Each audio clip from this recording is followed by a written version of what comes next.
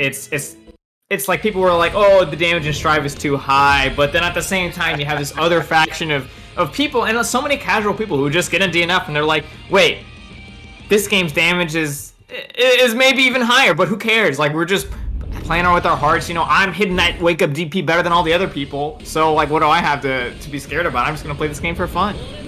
And two characters on screen that will both die incredibly easily, and both have actually incredible reversal options. The Swiftmaster 2M and the Inquisitor 2M, they're both what I would consider some of the best reversals in the entire game. Inquisitors being a very wide hitbox and fully cinematic, so it's completely invincible once it hits, and Swiftmaster's having that vacuum inside of it. But we'll see what these players have to do to get in with it. Sparkz already starting off with those advanced normals, trying to play his full screen neutral with a full punch to go.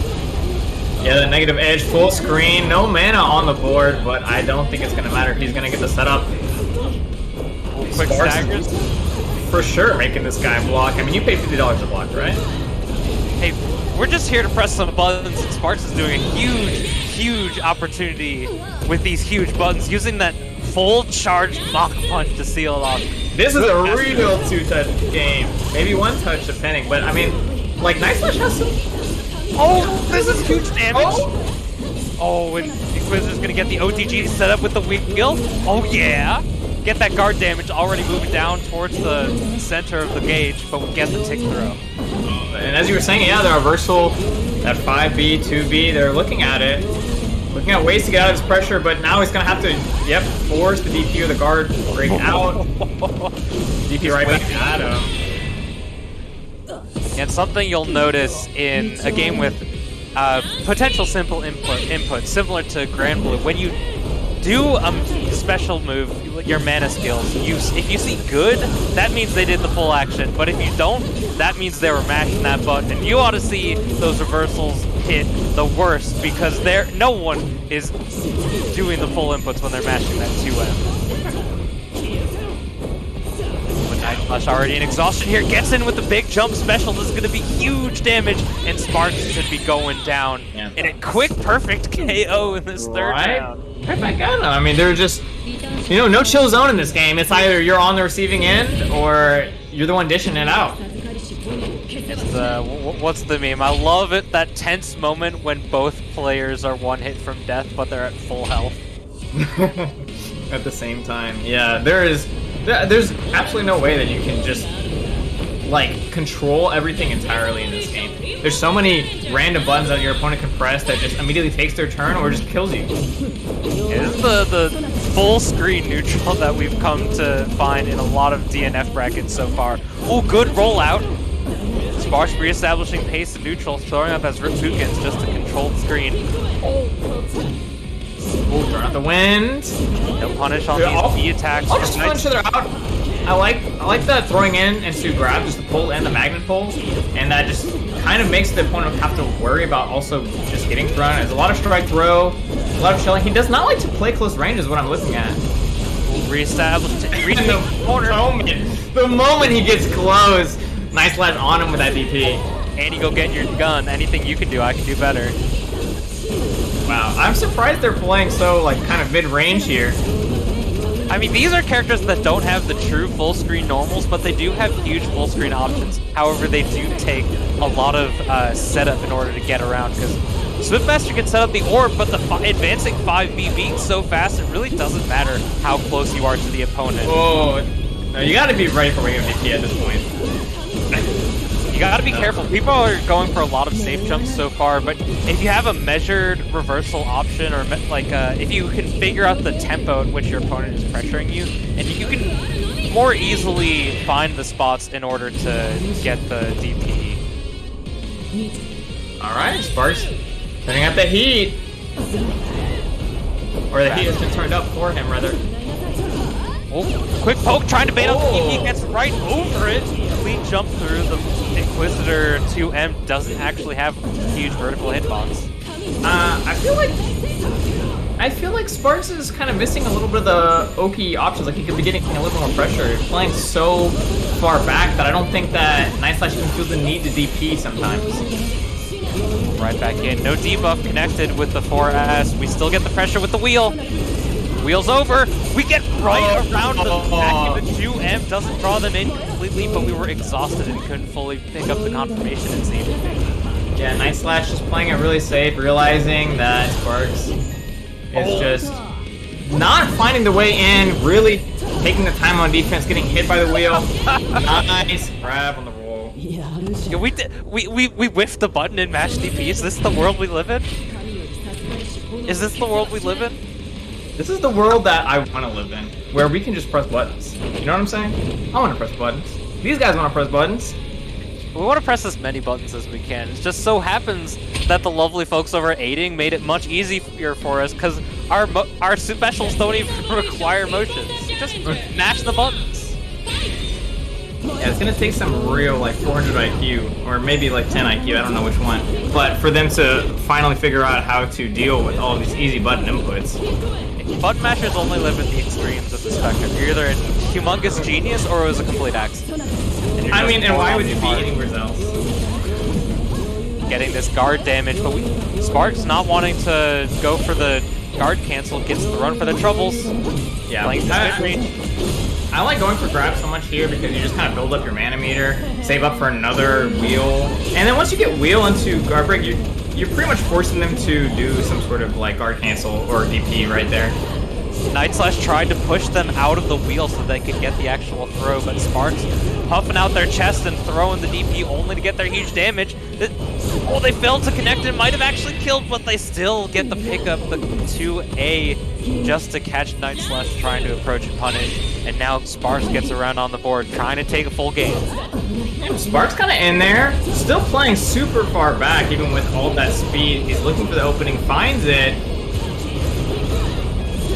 Gets back in loop. Oh, tried to get the Mach Punch for the hard knockdown. I really like if they did some sort of safe jump more often than not, because it feels like they're just losing their pressure, and Inquisitor is going to take that to the bank.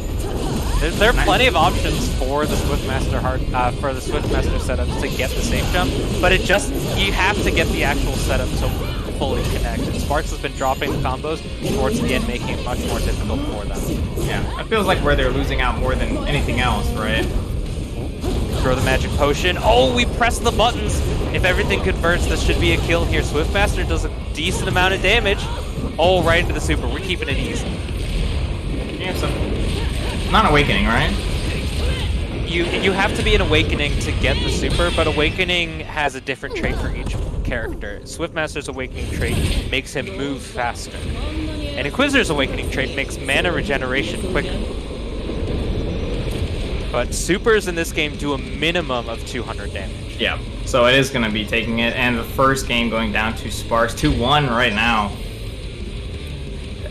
A little bit of a nice take, but once again, I just feel like Inquisitor or Night Slash just having such a much easier time. Just getting in, starting the pressure up, getting the wheel going, letting the general game plan roll. And at this point in the game, that's all that I really care about, is how easy it is for me to get my game plan rolling. So I think the big difference here between our two players, Night Slash and Sparkz, is that Night Slash is finishing combos. Sparkz has been able to get hits, but they've been dropping combos left and right. At semi-pivotal points, the pressure gets interrupted with the DP. It has a lot of horizontal range there. Ooh, quick tick with the throw. Yep. I definitely like the way that Night Slash is using the DP to just make Sparkz very afraid to throw a button. Throw the mana potion, get the flame carpet going, 5S into the big wheel. Oh, this is huge damage, OTG. OTG is a frame of mind in this game. It's something that exists, but at the same time will just never finish. And these far pokes into the wheel. Sparkz isn't really trying to poke out between the hits, and isn't even in the right distance to get a reversal between him. So Sparkz has just been chilling and eating this pressure. Yeah. And what else can you do? So much of this is very safe, so you have to choose and pick very carefully. Finally get something going. A little starter, gonna get a little corner pressure. Hopefully they can finish around at least with getting a nice combo. There it is. Picking it up. Okay. Okay, we see you. Going right into the super. I don't know. This isn't gonna kill him. This isn't No. gonna kill. Night Slash isn't in Awakening yet, so you can tell that they're not too low on health. But they're still one touch away from losing. Mach Punch! They didn't go for the OTG, the wake up reversal! This is a momentum swing. Oh my god. JS going right over the Ravekins there. One touch game. Oh, just throwing the bottles! Yeah, Oh. beautiful double bait on the DP. Sparkz felt the pressure going, felt like he had to throw something, and that's when Inquisitor took it, and it's gonna go over to Inquisitor 3-1. Nice slash. Very nice, you know, played a very solid game. Got their game plan rolling, finished their combos, finished the food easy. Not really sweating too much. When Inquisitor gets into that Awakening, as I mentioned, Inquisitor's mana regeneration becomes faster. So you can just like keep throwing the bottle, keep throwing the carpet, and just let your opponent make a mistake while they're covered in that fire, and that's just happens to be the law of the land here. Yeah, the lay of the land as we saw. I mean, Night Slash did exactly that, right? Throwing at the bottom, not making any sort of big commitments, knowing that Swiftmaster has that speed and a little bit of range, at least can punish a lot of things. So played very safe and didn't have to worry too much. Correctly baited the DPs. I like how they went in to make it establish pressure kind of more so than Swiftmaster was able to do kind of that game. Sparkz having a little bit of trouble really finding any inch on the DP for Inquisitor, and then Night Slash just taking it 100 to 0, like immediately taking him out of vacuum, taking him out of Oki, whatever it was just ready to say like, hey, you gotta respect my options. And unfortunately, Sparkz just got hit too many times. There were a few points of consistency that I think would really level up Sparkz' game, because they were playing the neutral just fine. I don't think there were any issues there, but just maintaining pressure and really keeping your turn when possible, I think was the big issue for Sparkz, because of course in the middle of pressure there were some reversals, and if you could tighten that up just a little bit, as well as get your knockdowns when you can, and really establish your offense off of them. Because Swiftmaster has a lot of really great safe jump setups, and you can set up a lot of really interesting things with the orb to really layer things in order to get high-low mix-up, strike throw, and just get in the opponent's face without allowing for the gaps to really show themselves. If you've seen the likes of who is it? Masoma won with Swiftmaster on Saturday, and then JB is another player that's been putting up strong results so far with Swiftmaster, that if you can really just watch a few of their sets, take some notes, and you can see the sort of points that allow you to hedge your opportunities and get towards that victory in a much more consistent fashion. Right, and because like even though DNF Duel is, you know, they would say like more simplistic game, there are certainly ways that the professionals are obviously going to be using to sort of maximize their risk reward, and using sort of guard cancels in the right places, maybe not on safer moves, and that sort of sense to be able to push their gameplay a little further. And I also wonder, do you think we're going to see a lot of Swiftmaster? What character do you expect to see kind of more of as we go on? So right now, early in the life cycle, the lifespan of DNF Duel, I think a lot of the easier characters are going to move towards the top in many of the smaller brackets, but even in a lot of larger brackets, there have been easier characters, relatively easier surface level characters that have been doing really well in some of these tournaments. But a lot of players have put the likes of Swiftmaster, Hitman, Crusader, Striker, who else? Striker. All those characters are really the sort of the early winners of the game, and I think Ranger is up there as well. I know for sure who's Goichi posted a tier list, and a lot of other Japanese players and US players as well are really high on that Swiftmaster train. Yeah, basically characters that are relatively easier to get started with. They don't have super hard executional combos, and you can just kind of run your game plan pretty easily, so you'll be able to make it midway through the bracket sort of deal. I definitely see a lot of that. I mean, of course, we've seen a lot of Crusader and Striker already, and even though Swiftmaster's combos are not the easiest, he still has a relatively simple game plan. We're seeing a lot of him, and we're going to be seeing some more ThatGuy versus Shenles, Crusader versus Swiftmaster. What do you expect from this matchup going in? I expect a lot of. I expect ThatGuy on Swiftmaster to either be full screen or in Shenles' face. But Shenles, the Crusader, is going to want to be in that more mid-range with those bigger buttons. But we already got the counter on Roundstar calling ThatGuy out. Oh, there. Normals. Bring down the hammer, bring down the justice. ThatGuy trying to zone him out a little bit, but yeah, like Astro said, you have to watch out for all the range, and if you give Crusader any space or any time to work with, if it's not full screen, he's gonna have something. Guard cancel early. Shenles is in exhaustion. Oh, but there was enough time to recover a lot of that guard gauge, so there's no fear of being guard broken just yet. The armor coming in clutch from that reversal. Shenles reestablishing presence in neutral with the tick throw. Yeah, and no mana. Justice! Beautiful. Bring down the justice, bring down the hammer. Shenles looking clean so far. Yeah, Crusader having the highest effective health in the game. When his awakening skill being that when Crusaders awaken, they take less damage. Yeah, good so tech throw. It wasn't already bad enough for ThatGuy having to deal a lot of combos just to get that damage. And there's gonna be a time where Shenles is gonna be able to throw out that TOD, have that awakening skill ready. Oh, hey, coming soon. Combos. Safe jump setup. Tried to bait out the reversal of the guard cancel. Shenles trying to guard cancel nothing, and got the conversion instead there. Oh no. Yeah, I think yeah, dash block and just waiting a little bit around start is just gonna get a lot of mileage against Crusader in general, so you kind of have to be forced to throw things, even though it's against Swiftmaster, but that's kind of the game you have to play. Alright, corner setup. Very strong about Swiftmaster is because the combos are so long, it doesn't matter how many mana skills he uses on them, because he's just going to gain the meter back. So the spiral swords, they eat the projectile. The wall is a projectile, so you can't be doing that stray in neutral. Shenles is on their last legs here, but Sova, ThatGuy, just picking it up with the twister.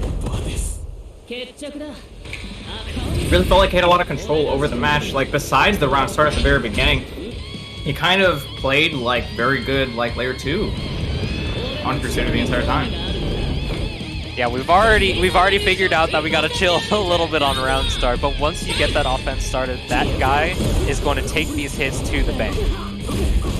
And nice little roll underneath the orb. Now when I deal with it, but the wall is out. Yep, that is very punishable on block. You cannot be taking those risks against a character that is this fast, and against a person who is this good. Knows to take those all the way, taking to the bank, as you mentioned. In the corner, a little bit of potential for setup here. Ooh, but great poke out. At 5A, I believe it's relatively quick normal, but we trapped ourselves in the corner against Swiftmaster. I don't know, that's a little brave there, Shenles. Oh my god. Okay, that's time to punish. They sent it, but they didn't have conversion to make it safe. Oh, good use of the spiral swords, that magical wind belt to get through the armor. Gets the exhausting recovery on the Remedios.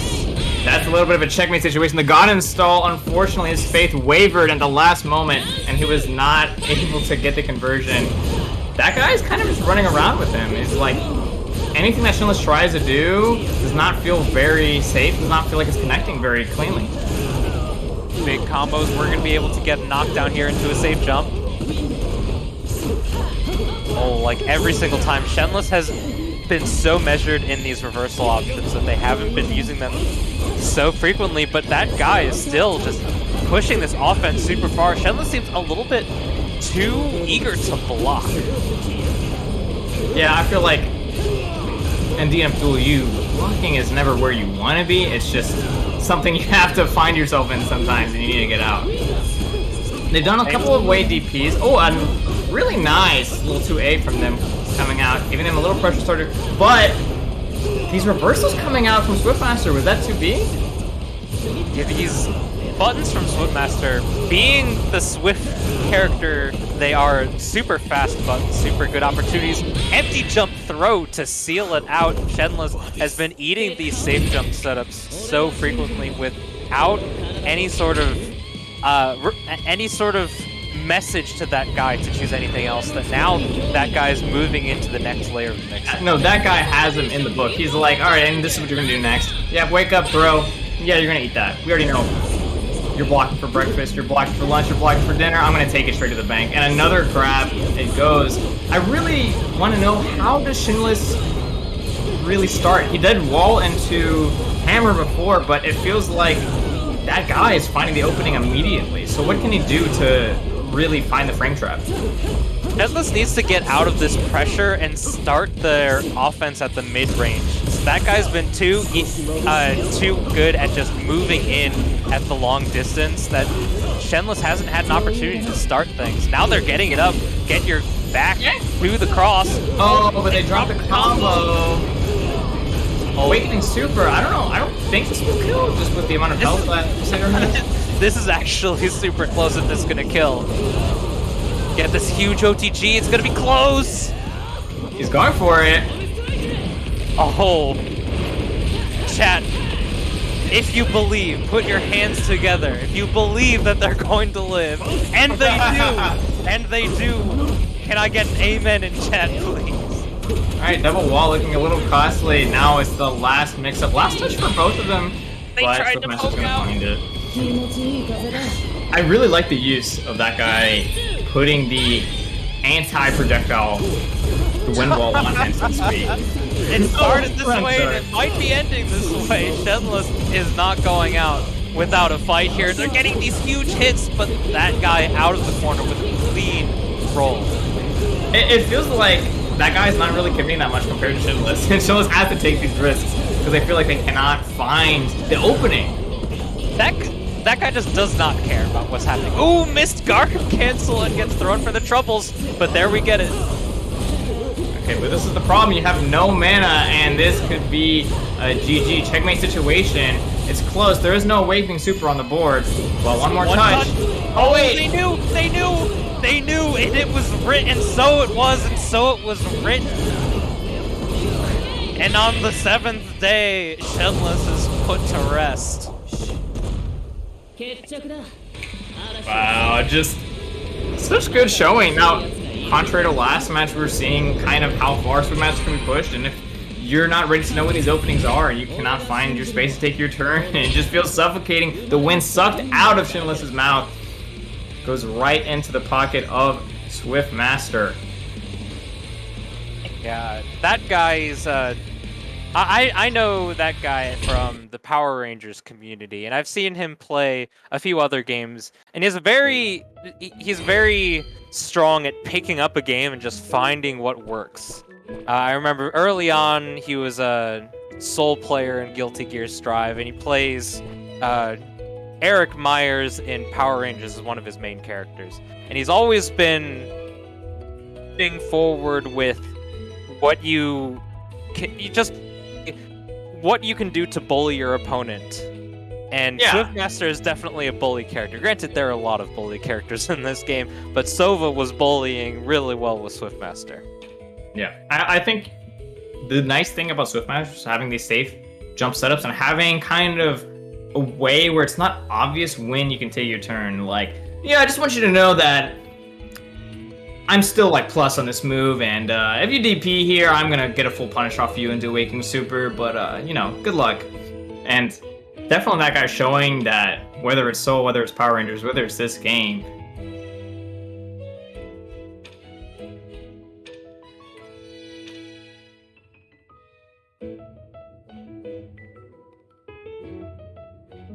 definitely, that guy's definitely a very powerful player in always moving forward with what they know, and always moving forward with what they know, and just showing us why a lot of players are valuing Swiftmaster so highly. Yeah, that guy, he's one of a kind. Although you might see a lot of those combos in the future, he is the first one to show us here today, and I'm gonna see other Swift Masters bring that level of play up. I want to see them start bringing that pressure up and having the opponent have to figure out the ways around the pressure. So I have a theory. Now, we haven't gotten a lot of big tournaments for DNF, especially offline tournaments, but I have a feeling that the crowd is going to love the Swiftmaster combos because they're very rhythmic, you know. So it's a lot of ways that the crowd can cheer along the A combos, you know. Yeah, I think that the crowd. I mean, I already saw it when I went to my anniversary local with Masoma there. Like, every single hit that he got, the crowd was already just like in tune watching, and just literally the guy next to me was doing that. I was like, bro, he's like, dude, Masoma's the GOAT, come on. I was like, I mean, you're kind of right, but oh my god, I didn't realize that 1 week in, everyone was already going to be ready to see the carnage unfold and just know what was going to happen before it even happened. Like, before the setup even happened, they're like, oh no, it's over. I was like, what? Dude, folks are getting juiced up in this game. People are dissecting this game with fervor, and it's so early in the game, and we still don't know how far it's going to go, but it already feels like things are going super fast. So we're in like the information age of fighting games here. Yeah, I mean, if somebody does a combo, everyone else is gonna know about it within a week. It's like living in a small town where you know what your neighbors did, you know what your friends' neighbors did, you know what people on the other side of the town, who they're talking to, who they're friends with, who they had a fight with. You know by the next week, and it is even faster right now. We're seeing that Twitter combo goes live, and all of a sudden everyone knows it within like 2 days. Within the next tournament. And there's a lot of like tech just floating around. Like, we saw 2 infinites show up, one being clearly a bug and one just being an exploit. The Crusader and the Striker infinites, they showed up, they lasted for like a few hours, and TOs left and right just saying, nope, this is banned, you're not touching this infinite, because this character's already busted enough. I mean, is it an exploit? I mean, it would have rolled in DNF, the MMO, so I'm not sure. Dungeon Fighter MMO kind of goes hard with those OTGs and those infinite setups. Near infinite, at least. This game was developed by the team Aiding, who, as many people might know, is the team behind Marvel vs. Capcom 3, as well as some other games. I believe they did Tatsunoko vs. Capcom and Bloody Roar. So there's a lot of like crazy stuff going on in this. And honestly, if there are any sorts of devs or a team that would just let this kind of stuff rock, it's probably going to be Aiding. Oh yeah, no, for sure. They're like, yeah, well, the players will figure out the counterplay to the infinite. It'll happen. Just don't get hit. Yeah, literally just don't get hit. It's like, well, why did you get hit in the first place? Simply don't get hit. I mean, it's that characters at full health and they're one touch away from death every single time. It's a super tense neutral. Like, we've seen a lot of it even in both of these matches. We've seen 3 unique characters and they all play at sort of different ranges. And even despite that, the neutral game is being played at like full screen because no one wants to get hit. No one wants to just die. Hey, simple as. What more can I ask for out of my games than just to get one hit and to win the game? That's all I need.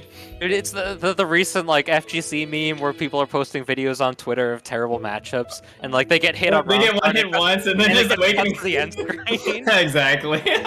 That's this entire game. I feel like that's this entire game. They've literally taken to the extreme where they're like, yeah, I just want to see. I saw someone post like, I just want to see a zoner that has like all the insane zoner tools, but then they have 1 HP.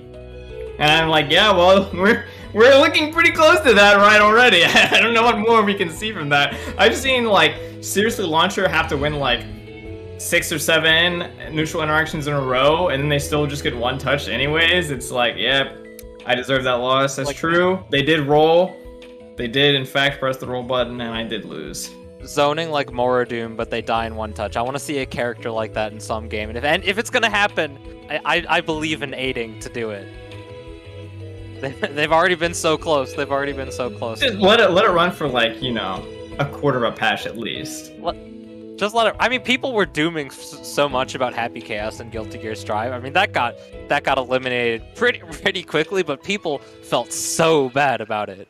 Yeah, I mean, it wasn't instant, and there was like a couple of things you could do about it depending on the character you were. But in this game, like, this has nothing. Happy Chaos has nothing on these characters. Like, actually being able to TOD you off of those hits. Like 6S. Are you kidding me? 6S from freaking Lost Warrior? No shot. Literally no shot. It just comes at you and you cannot react for most of the people. No shot here, but 6 shots for Ranger. We got Okskemey. Okskemey? I'm gonna say Okskemey for now, until someone corrects me. We got the Ranger versus the Vanguard, Kid Lubu. 2 characters with longer range normals, but Ranger, of course, wants to stay at full screen against this type of character. But both of these characters actually really strong at pressuring the guard gauge, so you have to watch out even on defense. Yep, I love backdash coming out from the zoner. It's just like such an obvious move. I'm Fire.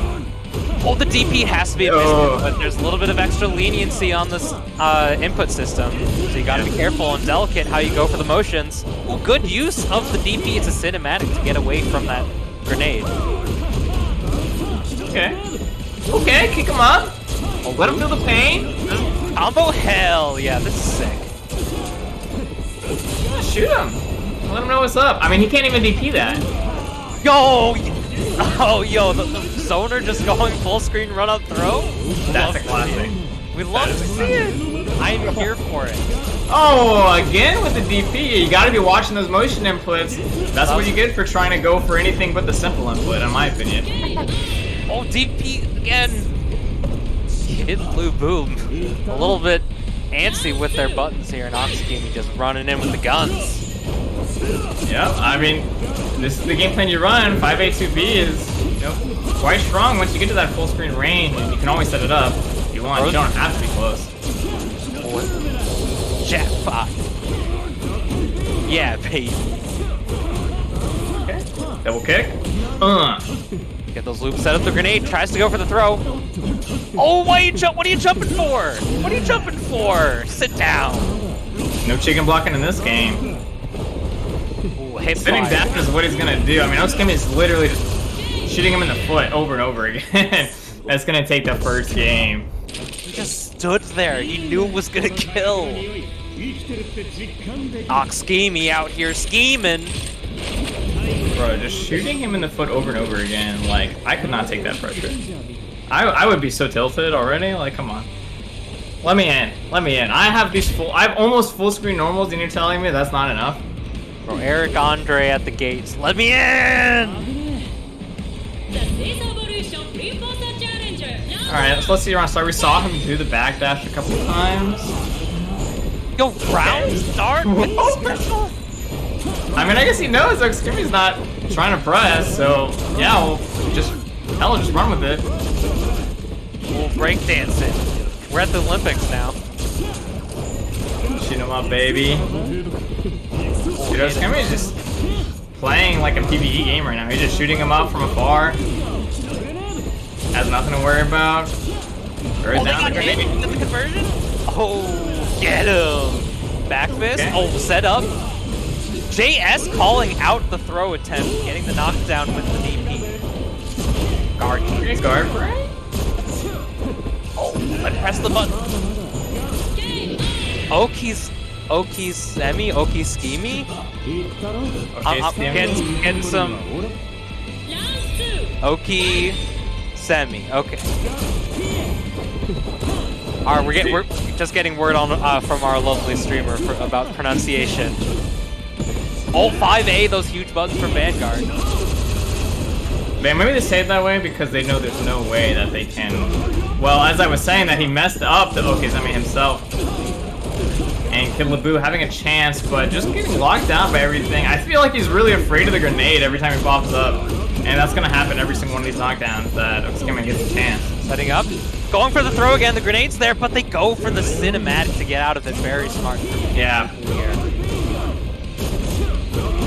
Yeah, like I said, doesn't want to deal with it. He'll find the way out of it, or he's forced to at least. Ooh, tries to roll in, gets shot for his troubles. Bam, bam. Taking out with the cat. Yo, $1 million out here? $1 million? Man. I mean, Ranger's a zoner character. I have a soft spot for zoners, but he's a cool character. He's looking nice. I mean, he's pretty dope. I did like playing him, for sure. Just having a very simple, like, 5A2B conversion, waiting a little bit. Like, he doesn't have anything too complicated at the same time. It's something that's so hard to deal with for some people. Like, Vanguard, even though he has near full screen normals, look at him just holding block at the edge of the screen. Like, the dash block is probably one of his better options going forward, but then you're blocking again DNF Duel, and who wants to do that? Dash blocking a little bit more difficult, different than it is in a lot of other games. Ooh, good use on the stagger off the 6S, not going for the follow-up, going for oh my god! You cannot move! Get locked down. That's not full screen, it's not gonna hit Ranger. Yeah, stay in the corner. This is basically a one-touch game. Oh. Yeah, one touch in the sense that as soon as you put to the corner, you're not making it back to Ranger. Kidlubu just has not been able to start any sort of offense or pressure going. The few times they have, they've gotten a lot of accidental DPs and just lost it. 4S not close enough to get the connection. Yeah. I have yet to see a guard break actually happen yet. This could be the round that it happens. We've seen that Okskemey likes to force the man a lot to force the grenade out and force all of the damage out they can before reaching back, but Blue has to find a way in. Going for the 2M to clean it up. Using those S buttons, big normals. Yeah. Just kind of playing it slow, kind of feeling out Ranger, but at that point Ranger just does that with more range.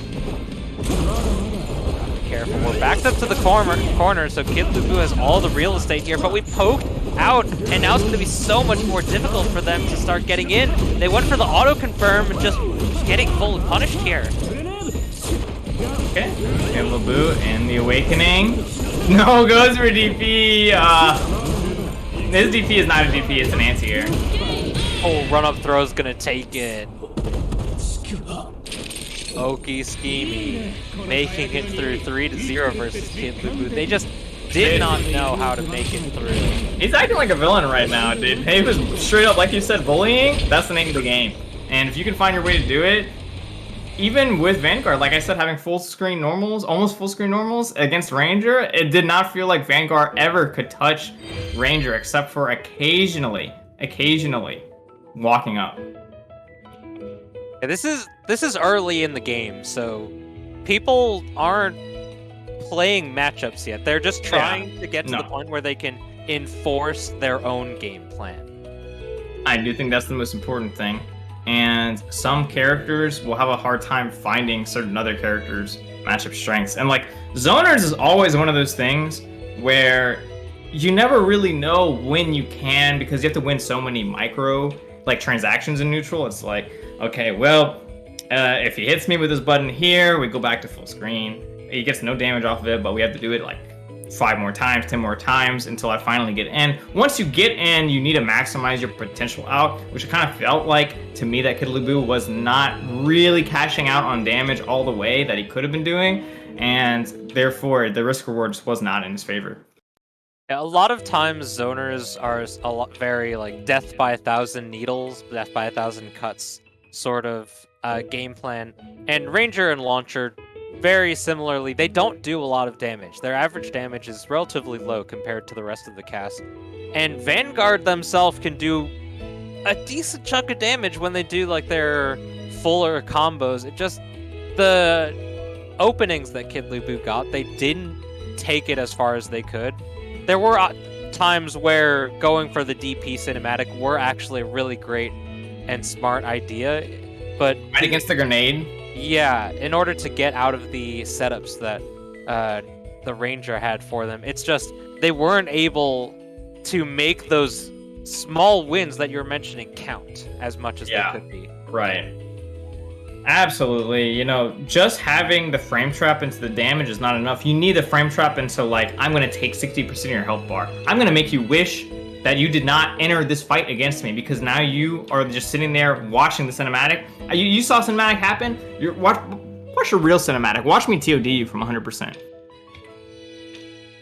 Yeah, and there's a lot of people. I mean, don't get me wrong, the TODs are cool. I play games with TODs out the wazoo, but don't get me wrong, a lot of the huge damage touch of death combos are a little fake on Twitter, because they're all like, oh, I'm in Awakening, I have 200 mana, and I have maximum gray life to convert off of. So it's like literally max resources, so don't be fooled, don't be fooled. Yeah, some characters have to like work a little bit more than that, like 40-60% will get their first touch off of. But especially when you have like guard break options that are very strong and like your opponent doesn't have mana, which is like, I say that like you'd think, oh, well, my opponent's gonna have mana for stuff, but you can bait it out. And also, like, you already saw in these matches that a lot of times for setting up your own pressure and cashing out on your own damage, you have to use at least 100 mana bar in general by characters like Swiftmaster and Ranger. We saw it constantly happen where if Vanguard or if whoever basically got the reversal or got the way back in after their initial pressure, they would have been able to set up basically, maybe not 100-0 death, but definitely it was two touch. There was no, if they found the right combo, if they found the spacing to press the buttons in, then there is just no way out of being pressured, basically. Yeah, there's a lot of really interesting sort of micro interactions going on with the mana system, and I think that's been really interesting to watch it evolve, especially in these past several days, because people are still getting used to everything. And the importance of resource management is very, very present in this. Absolutely. No, like, unironically, like, when you see some of those Twitter combos and you're like, well, you shouldn't have put them in Awakening, but unironically, you should not have put them in Awakening. Like, you want to put them just outside the Awakening range and then kill them. You don't want there to be an in-between. You don't want to give your opponent the chance to literally just 100-0 balls to the wall. I'm gonna go in. I'm gonna kill you off of this. If I get my one read, I'm right. You don't want to give them that chance, right? Especially if you're playing a character that has to win a lot of microtransactions, like Ranger, like Launcher, where you literally, oh, they rolled once into I'm dead. You don't want to give them that option. So making all of, even if it means cutting your combo short so that you can, you know, kill them on the next hit, that's honestly, in some cases, more optimal if you can manage to find a way to do it. And that's something that's been present in a few games before, more prominently in a game like Tekken 7 and Tekken 6 by proxy. The rage mechanic, if you can hit your opponent so that they're just outside of range in a combo, you don't give them access to that sort of comeback mechanic as well as their supers and rage arts, rage drives. But even more beyond getting them to that awakening buff, being able to manage your resources in such a way that you don't go into exhaustion unless you're in the middle of a long combo, and so that you have the resources to not only play neutral, but play defense. Yeah, because pretty much a lot of defensive options are going to require the cost of, like, what, 50 meter at least? A guard cancel costs 100 meter, and as long as you have any amount of mana, you can go for your DP. It just puts you in exhaustion if it goes past 0. But you can't, if you're just like stuck in those gapless block strings, characters like Vanguard, Ranger, Berserker, Crusader, and Striker, Swiftmaster, characters that really pressure the guard bar well. If you don't have 100 mana, you're going to be put into dire straits. You're going to be put in the I paid $50 to block zone, but it actually doesn't matter. You could hold nothing on your controller and the outcome will be the same. Okay, you are literally going to get guard broken, and it's just a matter of time, unless they mess it up. Real quick, sorry to interrupt you both. I'm just going to put this out here real quick, and then we'll go from there. If you're in the tournament, and I am calling you on stream, please, please pay attention to the Discord. I am not trying to stay here up until 12 o'clock at night because y'all are not paying attention. So please, please, please, make sure if I'm pinging you, pay attention. Thank you. Yep. This game goes fast, but it can only go so fast if you're not actually playing. All right, definitely pay attention to those pings. Let us in. Let the commentary, let everything run smoothly. You know, if we get everything going, because of course there'll be hiccups here and there, but try your best where you can as a competitor. So that's at least what I strive to do as a competitor, and I hope that we'll see the same. Speaking of all these guard cancels, all these guard crushes, we haven't seen one yet. We have not seen one yet, right? Something interesting that I think is popping up just a little bit more recently. People are starting to sort of weigh the risk and reward between taking hits or getting guard broken. Right. Because if you get hit in while someone's doing their canned block string, maybe they're not ready to convert, or maybe they don't have the resources to convert in an impactful way. Getting hit at such a way will potentially give you the opportunity to not only regain guard bar, but regain mana to get a guard cancel on the next opportunity. So I think people are really exploring these ideas further and further, and it's sort of developing the game more and making it much more fascinating with each day. Yeah. So like sometimes deciding maybe it's, maybe I shouldn't hold block. Maybe the correct answer is to get hit. Maybe that's actually the correct answer. And we'll see if that situation arises. We're seeing Night Slash again going against ATLFierce. Striker versus Inquisitor. Yeah, Striker is one of the characters that I think pressures the guard bar the best in the game right now. Because she has a lot of really long block strings. She has reverse speed like in Under Night and Melty Blood. But also, you can cancel all of her mana specials into other mana specials, but you can't be canceling when you're getting hit, so you gotta be careful. Blocks the guard cancel! That was the right area to do that. Had the wheel going. Oh, run up throw, big damage. One touch! Got the hood perfect here. Night Slash still looking strong with the Inquisitor. Yeah, Night Slash is running it down, kind of, just throwing it out. ATLFierce throwing the DP during the wheel, and everything they're doing seems to be caught out by something that Night Slash is throwing out. That instant jump M to get the low crush? Oh, we get the 5M starter. Big damage here. ATLFierce gets their offense started, brings Night Slash to the corner. DP's out, catching the 5 kick. That's not quite the safe jump you wanted to see. Alright, one touch, but Awakening is on the board. I've seen Striker make those TODs, but it's not going to happen right now in this match. OTG. Yep. Night Slash taking the first game already. That felt like it went past in the blink of an eye. Yeah, Striker's Awakening skill, for those of you who don't, or Awakening trait for those of you who don't know, she gets an increase in base damage, both on block and on hit. So you do not want to let Striker in after they get that Awakening, and that's exactly what Night Slash plan is. So dive kicks in neutral, watching Street Fighter Rufus here? I mean, full screen neutral? I mean, what is the answer? To anti-air yourself looking like KOF? E2A? Oh, no punish on the 5S, a lot of recovery there, but ATLFierce maybe a little unfamiliar with Inquisitor. Nice pickup off the JS, and we're gonna get the wheel setup going in. Okay, this time, ATL knows that we can't DP guard out just yet. Oh! This is gonna be solid damage. Tries to get the meaty 4S, catches the roll in with the throw. Oh, double tap on the legs, but we didn't get the combo. Guard canceling out. ATLFierce pushing forward. Oh, tries to dash in. Yep. The magic potion. They really love throwing that out every time their opponent's low, knowing it's just going to take care of the job by itself. No extra work needed. Oh my god, you gotta love wheel. Holy cow, no, it is not your turn, friend. What? The Inquisitor does not have the mana to really set anything up for a while. You know this combo's going to take a while. Yep. Running up for some pressure, but we waking up with the 2B ATLFierce. Feeling nice and confident with that one.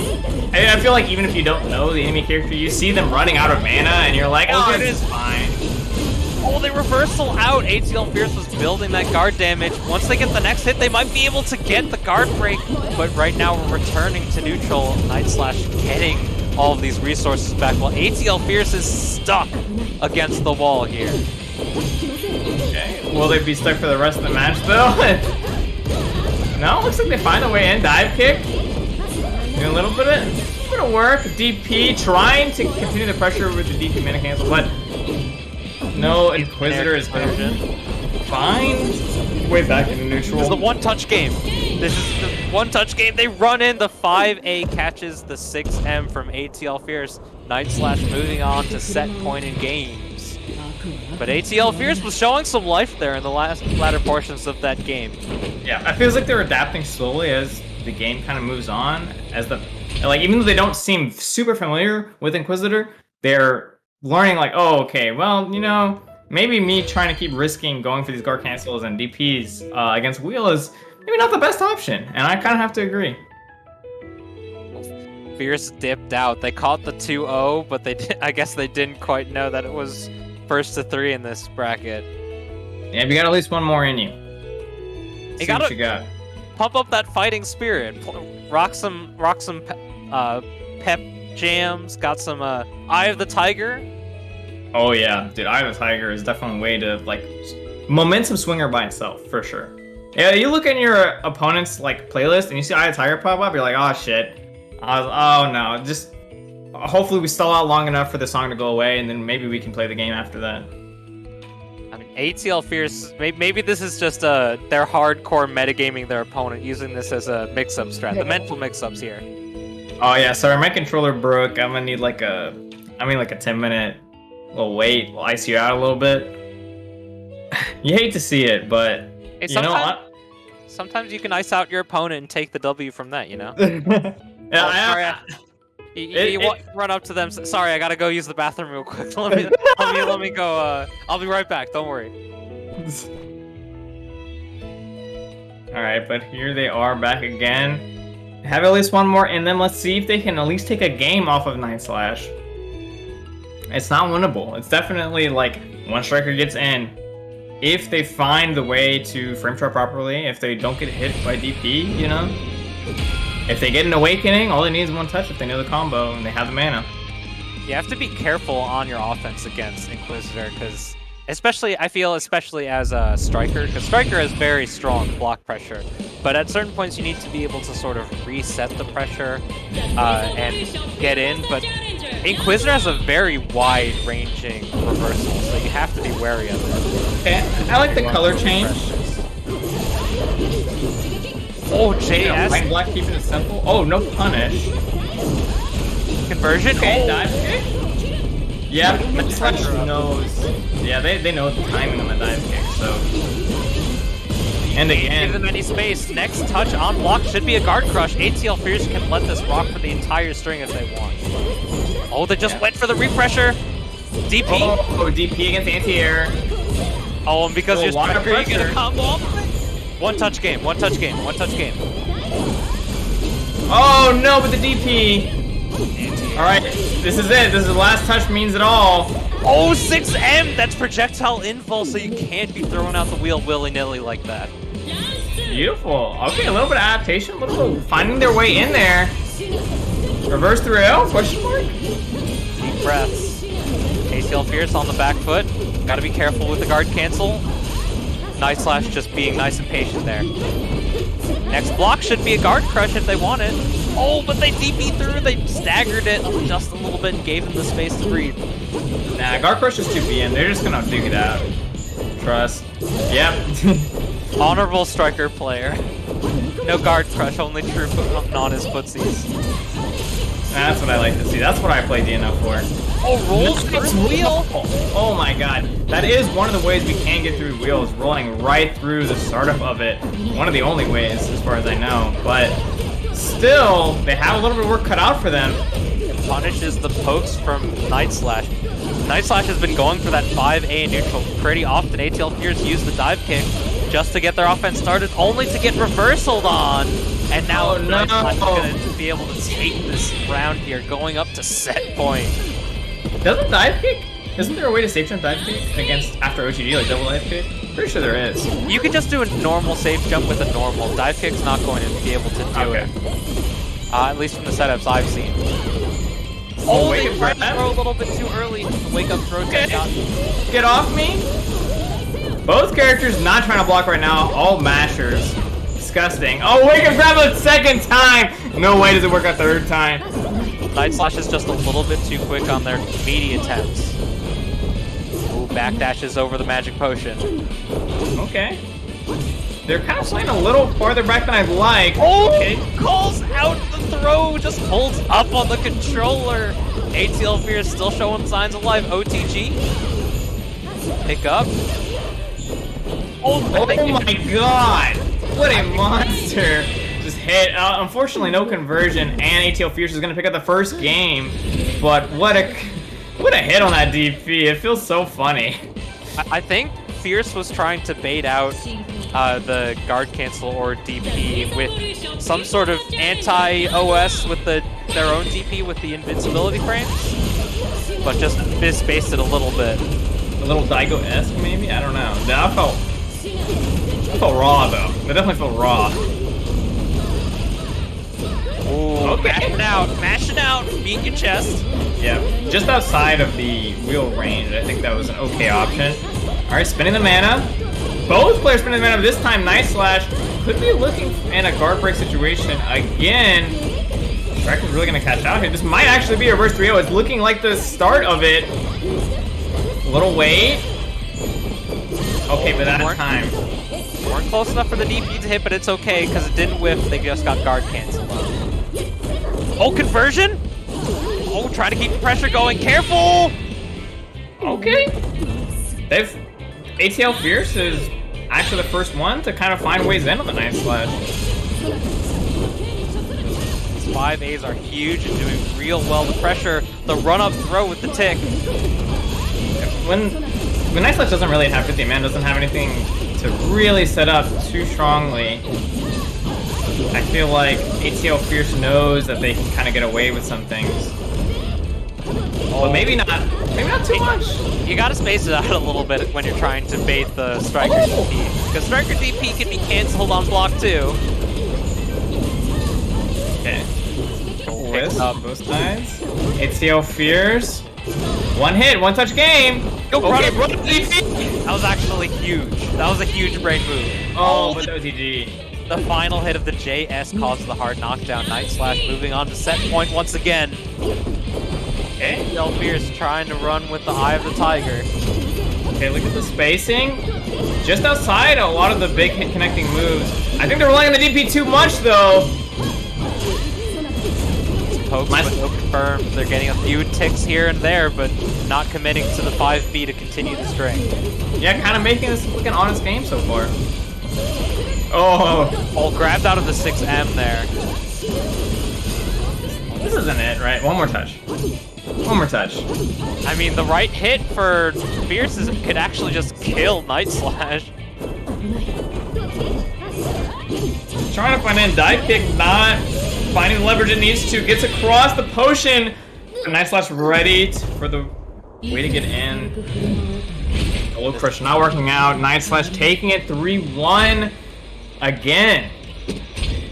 The 6M just right outside of that range. Night Slash being careful not to be able to just get wilded out from a character like Striker, because Striker can really scrap, as we saw right there. No, matchup, and so last time we saw the Vanguard not really finding a lot of sort of conversion ability into a lot of damage, but this time maybe we'll see something different. What does Best Goldar have that Okskemey needs to be worried about?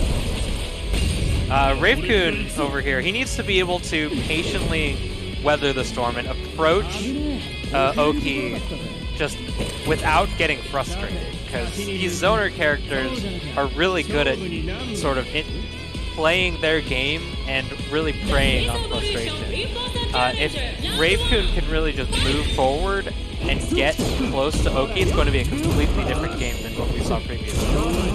What he tried to do with a little roll and wait, was going to be taking the grab, but he's going to find the first big neutral opening. Oh, the DP covering all sides. Huge bump, you got the drill, you can still get the ball, because even though the second hit didn't connect the first hit. Oh, yeah, stay in the corner. Yeah, stay in the corner. You can't DP me when I'm this far away, right? Ravekun being awfully patient, gets the hard knockdown, going for the OTG. Gonna be able to get some solid damage here. My combo is not over yet, and he shows that we DP when we mean to kill. He means business. Ravekun already doing much better than our previous Vanguard was. These 5As clean anti-airs, rolls through the 2A, gets the pressure started. Ravekun has the initiative. Yeah. Okskemey needs to find, I think, better openings. Well, rather, he needs to change up his pressure time so that it's hard for Ravekun to find these openings with the roll in. It's kind of a little bit of a freebie at the moment. We've got Oki scared of the 5S series, so they have to be watching out for that follow-up. Ravekun getting the pressure here, depleting some of the gray life. Right over the reversal, too! He knew, brother, it is not your turn, you don't get to press buttons. Okay, but he does it again. Second time's a charm. Okskemey finally getting something going for the first time, it feels, this match. Roll again, he really feels, he's a Dark Souls player. Now we're putting Vanguard into Awakening here. That makes his guard pressure do more damage to the block meter. I think Okskemey's not trying to let Vanguard ever have a chance to put him in block. But they may not need it. This hit into OTG. Super? Yeah. Gotta be careful. Oh, gets the hit. It's a bit tough. It only goes basically right next to him and right above him. The Vanguard's super tough to connect, but Ravekun has the spacing correct and is able to seal it out. One game up versus Oki here. Yeah. I felt like Oki was waiting a little bit more for the roll, but he still wasn't able to find super big conversion off of it, and that's kind of the big deal, right? If you are playing a zoner character and you are not winning most of the time at neutral, then you're not winning. The strength of zoning characters really comes from that long range or mid-range neutral play. But once you get in, their defensive options are often limited. But they did give the zoners zero reversal. Yep. A little reversal, and definitely something that Goldar's been having to play around, doing like a big jump to kind of go over the DP as it does hit from both sides. Yeah, the guard cancel not connecting. It is the same animation and same hitbox as the 2S from Vanguard, so you have to be careful on how you use it. And that's basically the nail in the coffin. The missed guard cancel completely allowed Oki to press their advantage there to the finish. Jump up? So many jump-ins happening. I guess basically Goldar not wanting to deal with the 5A2B. Yeah, the Vanguard JS sort of halting the air momentum. It makes it a little bit trickier for Ranger DP because the DP doesn't have a large vertical hurt box. Right. Not having a large vertical hurt box, and he's pressing it every time he sees Goldar jump. So basically what's happening is he's using kind of early kind of a jump down to force his opponent to whiffing the DP. I really like that idea. Oh, backdash is unfortunate. Gets caught by the Gunhawk. There's the guard cancel there. Close enough to connect. Oh, punishes. Gets the awakening skill. This is good damage, but not enough to kill. It's okay, he just needs one more straight hit neutral, I think, after this. Maybe two, actually. It's quite a bit of health to work with. Needs to be at least half screen in order for Ranger to get an actual confirmation. Okay, and okay, feels like he needs to pressure, and that's how he gets you. Night Rave, just waiting. Playing patiently. Nice roll in. All these rolls, microtransactions, help him so much because even though he doesn't have the biggest range in the game, he has very large range. So once he gets within one roll, he's able to get in. But the zoner special run a grab. Yeah, I kind of outplayed you by pressing all these full screen buttons into run a grab. Yeah, Ravekun has shown that they're just willing to hold the down back. And Ravekun was scared of just getting touched. They were close, they could take a hit or two, but with the gun hawks out, it's a little bit scarier. So Oki just took the initiative and ran in and just went for the throw. And like it's also scariest, of course, when you have like the sort of the slide kick move. So that's kind of what you're defending against when they run or walk up throw. So if you're not OSing the grab at that moment, it is just gonna take you for a ride. As far as I know, there haven't been any guard or grab OSs just coming out yet. Okay. Even though that he's whipping these moves, it is something, you know, zoner special where I whiff moves, but I'm still safe. So, yeah. Night Rave. That's blocking a lot. Essentially a one-touch game, though. Another jump, and this time, okay, ready to just block. Gets the drill, but you don't have the space to get the full combo. Oh, anti-air 5A catches that horizontal. Alright. Oh, yep, run and grab again. Fight fire with fire. It's time for us to pull out the run and grab strategy against the zoner. Ravekun has no reason to press forward. So they let go of back at just the wrong time. Ooh, big counter hit? Not close enough to get the full pickup. Gets the 2A confirmation. Yeah, the patient play turned out to be correct play in this situation. Finding Ranger for every time he wants to press a button on his pressure, whereas Oki's having to work a lot harder on his kind of where his best win condition is. Ravekun, it doesn't look like Ravekun knows the special dash block strategy just yet. They're just running forward and holding down back just to move forward. But there are ways to allow yourself to move forward further without getting the sort of startup and screeching halt. Okay, so far so good for him. I think it's all he really needs, but okay, taking yet another one. Where there's a will, there's a way away. And when Ranger depletes all of your will to run away, it's over.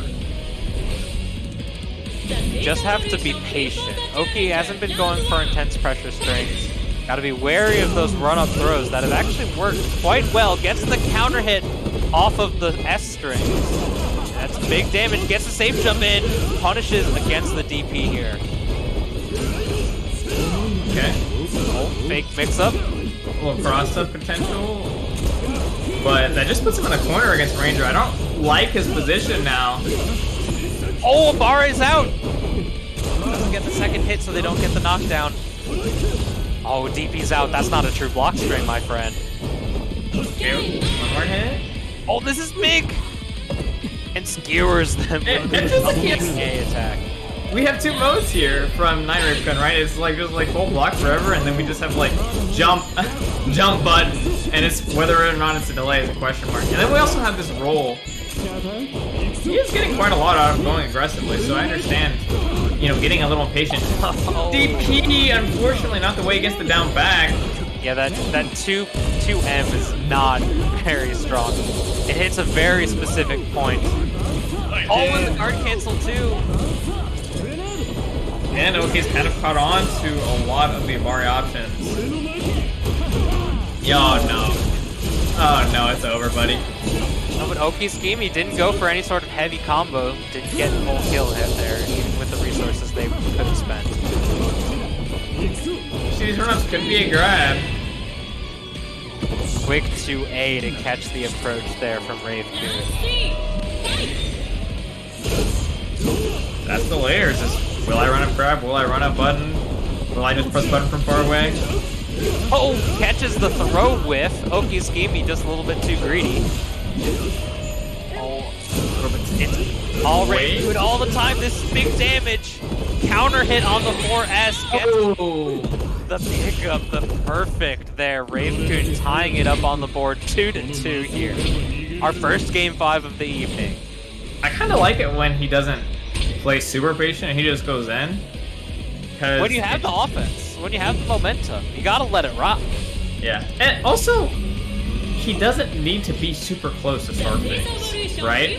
Like, he doesn't have the fastest moves necessarily, but if you do roll through a move at mid-range, you have the potential to kind of, I feel like, press a button against Ranger.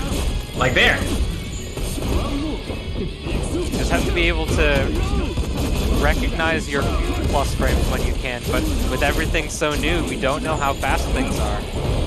It's kind of hard to tell. Oki's doing a very good job of backdashing a lot when he feels like anytime that Ravekun could press a button in range. So he's just playing at the far range, letting it rock. Yeah, he's just playing sort of hit and run. Oki's just gotten a few ticks here and there and just been so comfortable backing off completely, and that's where they've excelled. Oh, great success positioning. Yeah, you have to kind of hold that. Out of mana. Alright, now it's your turn. A little bit of a risky DP, I feel, but he does get his turn started one way or the other. Oh, you put a Ranger in the corner, but he still has such fast 5A. The quick draw, the hip fire. Yeah, that's not a stand-up you want to be playing against.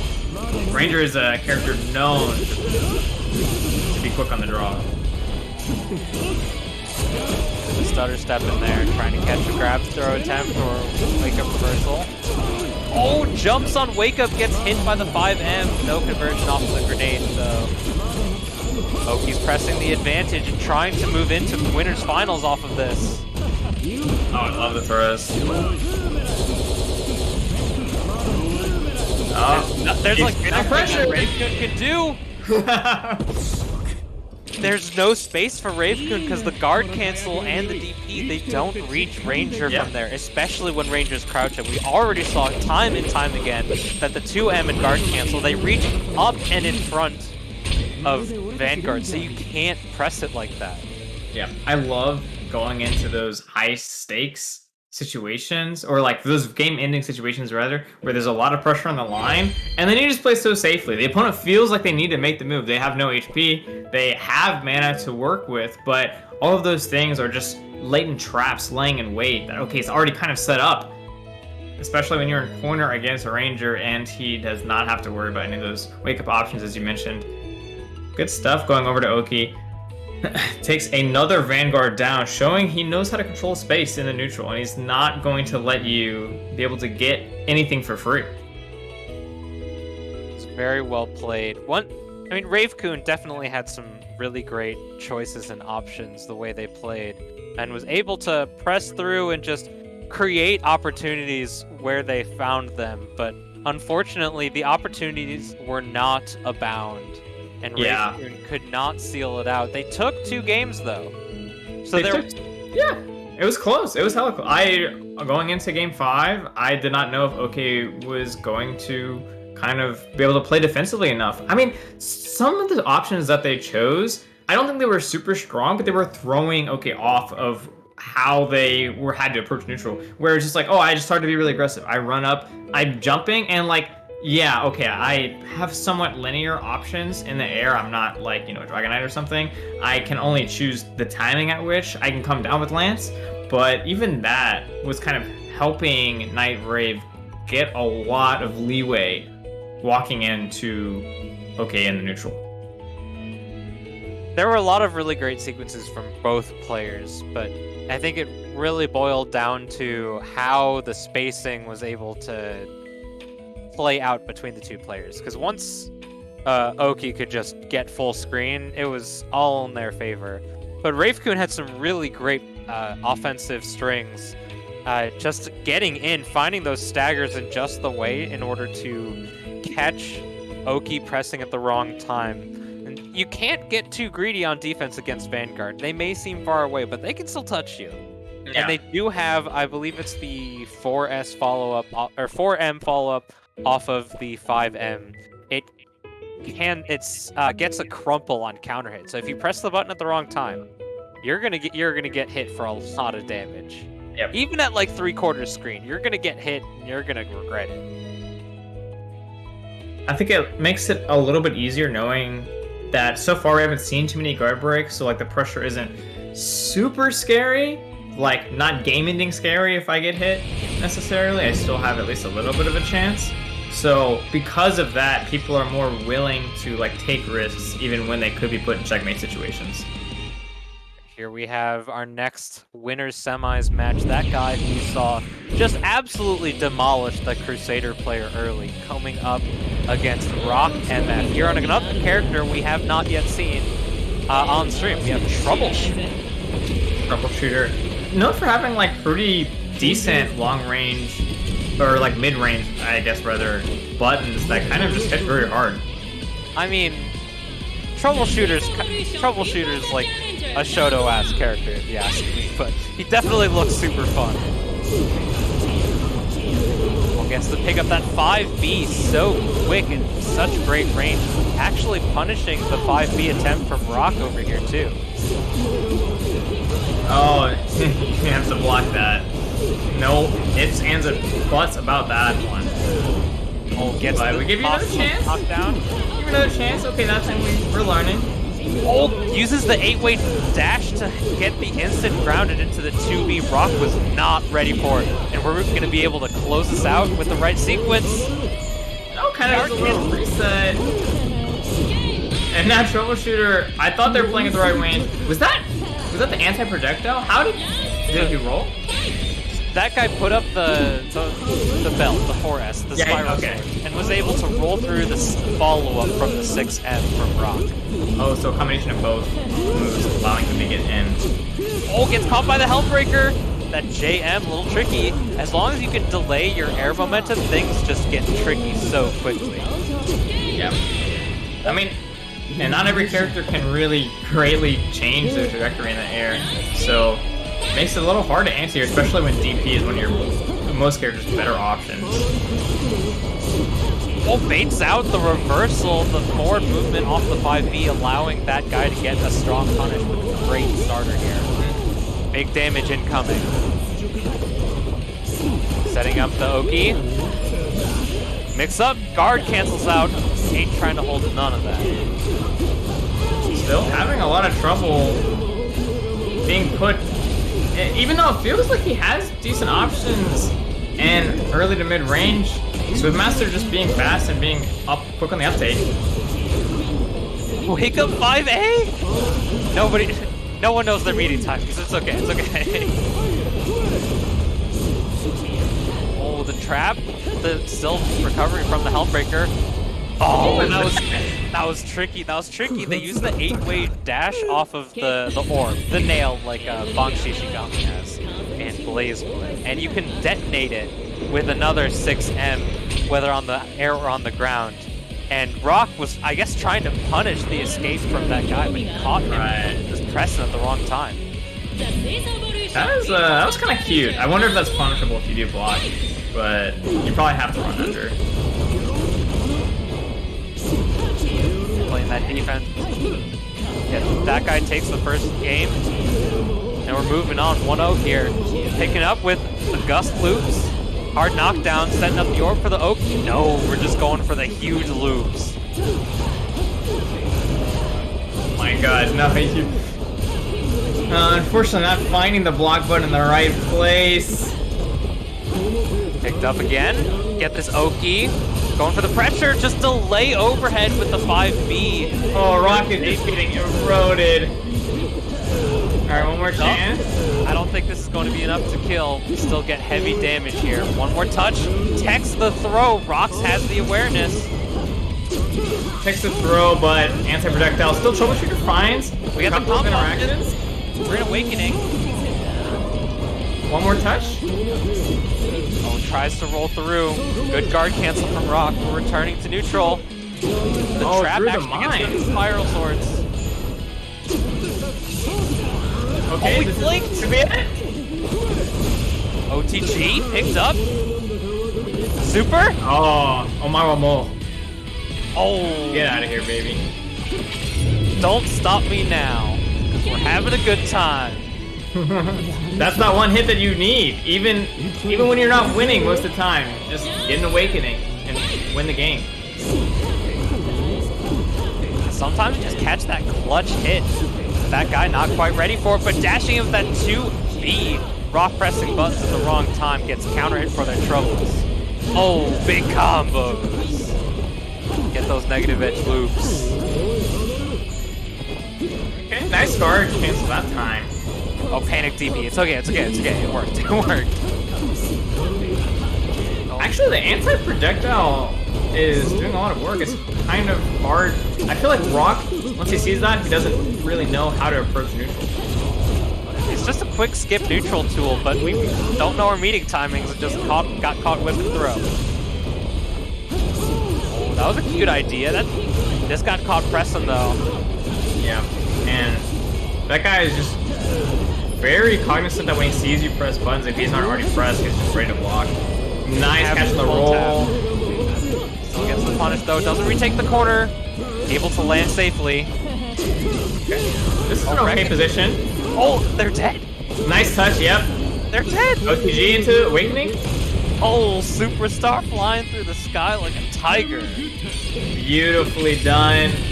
Tying it up 1-1. Rock, I feel like he won maybe like 10% of the interactions at most.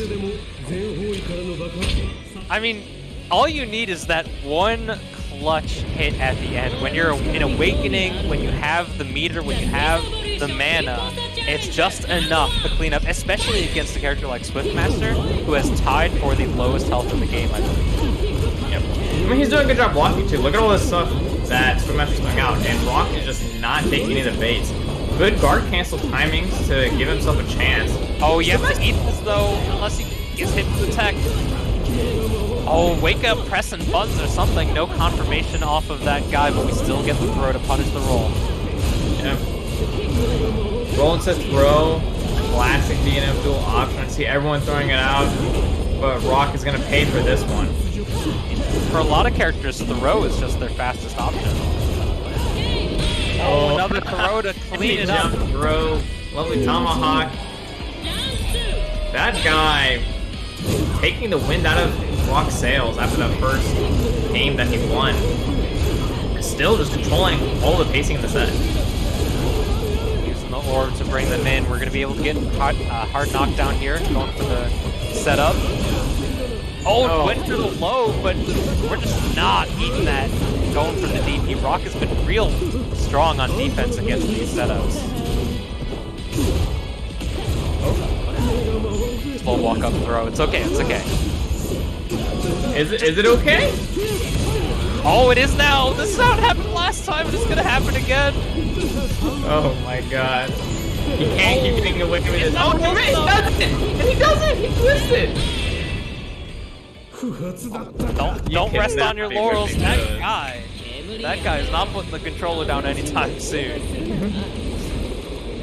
Yeah, as good as Awakening skill is, you do unfortunately have to hit it. Sometimes, I believe some of these Awakening skills are a little harder to hit in the combos. That guy's been real consistent in a lot of these interactions and exchanges. Rock's been just finding some pokes, finding some hits where it counts, but unfortunately the drops here and there have been just pushing things to the limit. We're just getting the Swiftmaster Swift gameplay. We get the offense here started from that guy at 75 seconds left in the round. Yep. Okay, and I think that guy is starting to catch on a little bit to his rolls and his DP timings. So Rock is going to have to maybe hold block a little bit longer, but a little bit longer he may not have left to live. Missed the Mach Punch, but it was close whether or not they were going to kill based off of the mana resources left. Oh, we looping? Oh, just set up the drink. Okay. Oh, caught the startup! Oh, beautiful. Oh, what a meaty hit. That's gotta hurt. Yeah, as long as you don't give Swiftmaster the chance to set up the anti-neutral buttons, it's fine. Caught the 6M coming in. That 5B moves Swiftmaster so far forward, so fast. picked up. Here's the question. At what point does he guard cancel DP? Oh, patient play from Rock there. No punish on the 5S though. Guard cancels out. This is where he has a chance to get a lot of damage in after the EPs and the neutral presses, but no, doesn't find it. That JS attempt from Rock poorly placed, and now that guy's getting the initiative. Just getting caught with the double low. Rock might have been trying to guard cancel out of that. Yeah. Sparkz did actually a really great job, I think, blocking the double highs and the high-low.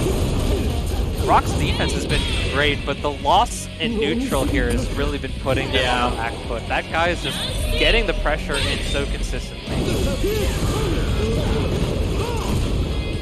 Okay, but he finds something on round start. Again? No. Didn't have the mana for it. Ooh, no punish. That 5B whiffed. What a fast character. Doesn't confirm off of the JS. Whiff, throw tech. That guy gets hit by the gun once more. Okay, I like it.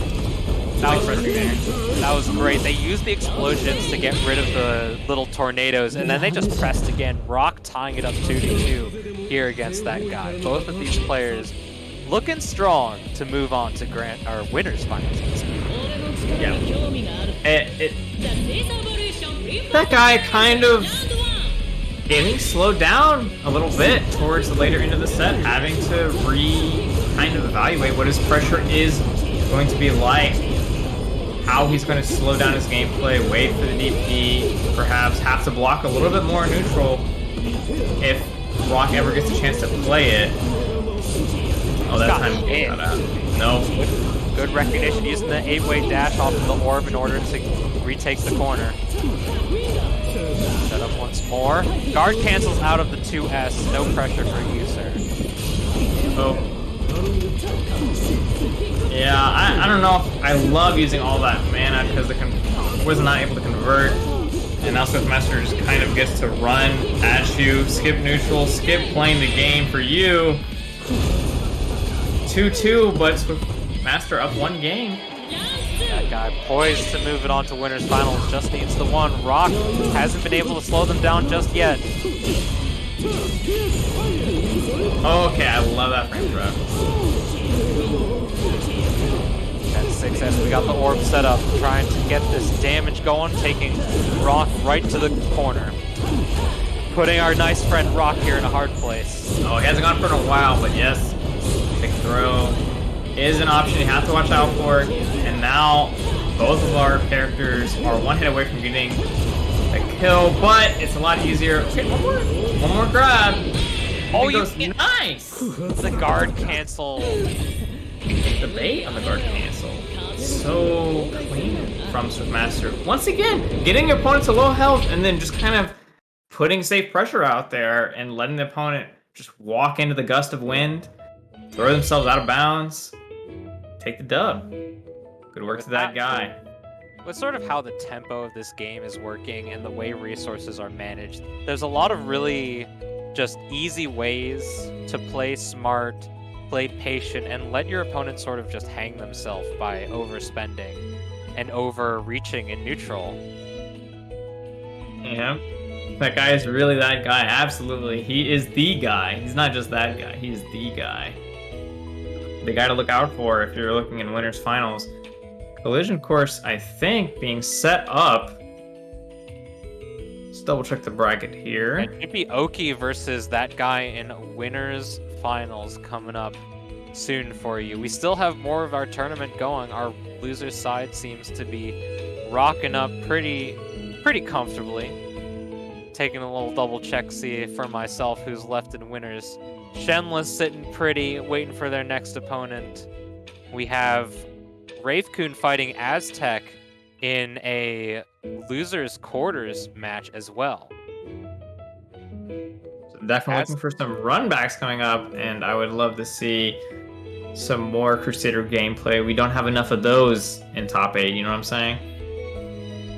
I mean, Crusader's definitely an early pick for one of the strongest characters in the game. He's such a straightforward game plan. His buttons are so good. His tools are really strong. He has some really great options in neutral that are fairly low commitment. The wall is 5 frame startup, plus on block, strong anti-air. The jumping spear, the JM, the Justice, as he shouts. Crusader has an answer for everything. It costs like 20 mana, which is ridiculous. It's so fast, you can get a combo off of it with the right spacing. It's absolutely insane. Have you seen the spear? I guess it's not infinite, but like, a 15-hit combo? you can Kara cancel your jump special into your jump M, your jumping mana skill. Yeah, and a few characters have some tricky setups with it. Crusader being one of them. If you do the JS into the M quick enough, you can do it just right off the ground. You can do it a million times. It all cancels into each other. Basically, it all combos into each other. It's so funny to watch. Like, oh, you got hit by a straight hit. 80% of your health go. And he does damage too. Sometimes you just hit the hammer, and when you get that Remedios up, the 4M, the power of God, he's just ready. He's just there to smite you. He just keeps knocking on that door. He gets the lightning pop-ups, and it's just so hard to deal with him because his attacks all have armor at that point. Yeah, I mean, besides multi-hit moves or like some lows, I mean, armor has always been something that you have to base your gameplay around. Some characters having even like Grappler, right, having armor through some of his abilities, but you have to hit him with lows, which I think is not too bad, but Crusader's just on another level.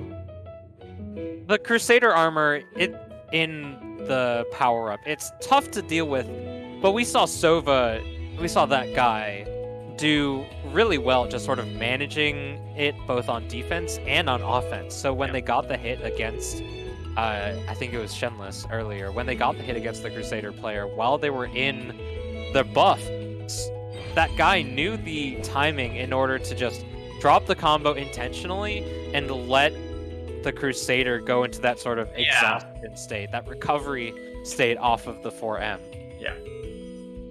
God install is godly, but it only lasts for so long. You have to be paying attention to your meters, or maybe you're just a gambler and you're a gambling addict. But we're not going to be seeing too much of that. We are going to be seeing Okskemey versus ThatGuy. We talked about these guys have been on a collision course, both not dropping too many games. We're going to see Ranger versus Swiftmaster.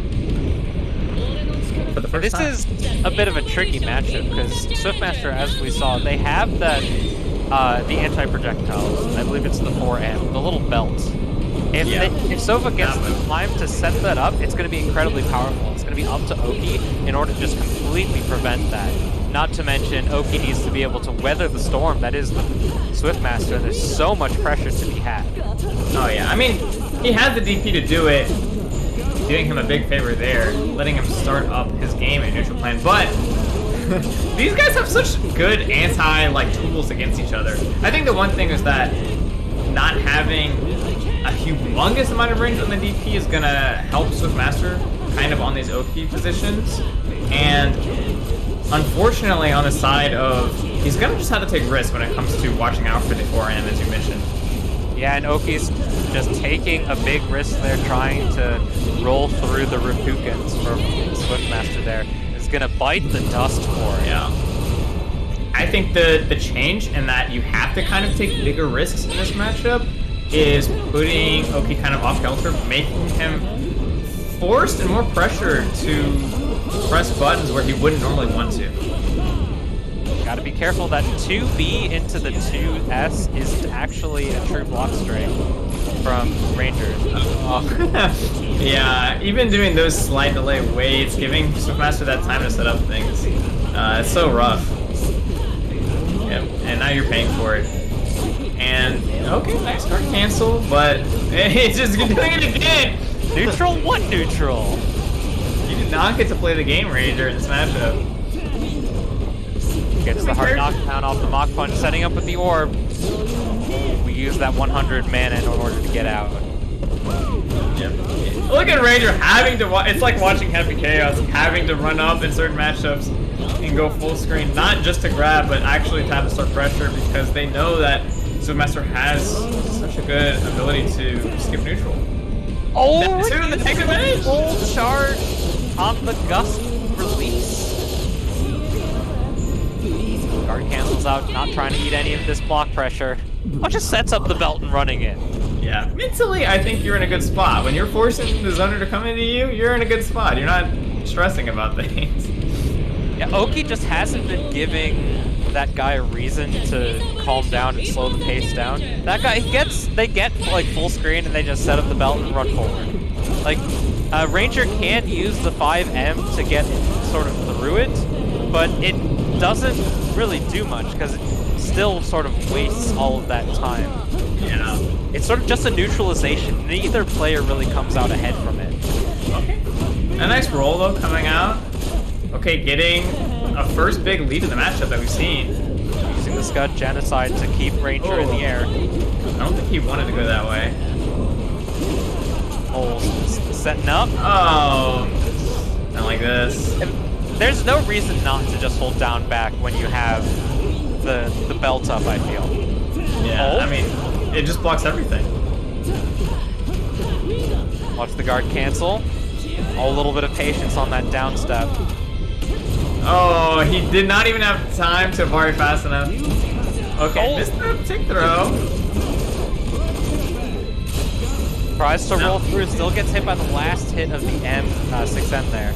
But now that guy has the pressure, has the combo, has Awakening, and the Awakening skill, unfortunate drop there, might have been able to seal that off that combo. Oh. Okay, a nice roll, getting through the pressure. Hard cancel, setting up with $1 million. Okay. Oh, I like throwing out the gun projectile because a nice Awakening. Just AB super, just do it. I do like throwing out the gun projectile because even though he has the anti-projectile move, it gives him a little bit of space control. Just a little bit. Like, it becomes, instead of like a 3-step process to get rid of all of your anti-projectile tools, to be like a 2-step process. It's just a little bit of breathing room, yeah. It's sort of a stop sign. That guy just weathered it real well, just holding back, not letting any projectile flash and get rid of them, and took the advantage off of it. But now Oki's just taking pressure here, getting the hits, and that guy just recovering now from that red guard gauge. Yeah, I think he went for the 4M, but I think the counter hit immediately. It's just unfortunate because Okskemey just doesn't get a lot out of it, and even though just the threat of him being able to do this move gives him so much ability to just walk up. Scud Genocide looking like it got rid of the belt, but Sova still getting the pickup. Hard knockdown into the setup. Pressure. Trying to bait something out, it looked like. Oh, but rolled it too early on it. I love how Swift is just always able to choose which side he wants to end up on. Oh my God. Swiftmaster just has a lot of control in how they present themselves, whether it's a mix-up or a combo. Okay, nice wait on DP after safe jump. It's a little bit of a chance. We're in exhausted here, so we can't really take much pressure on the block gauge off of it. We'll set up those Ravekun, puts the belt on, gets through the reversal and starts the combo, but we're close to exhaustion here. Is it gonna matter? Nope. Beautiful game.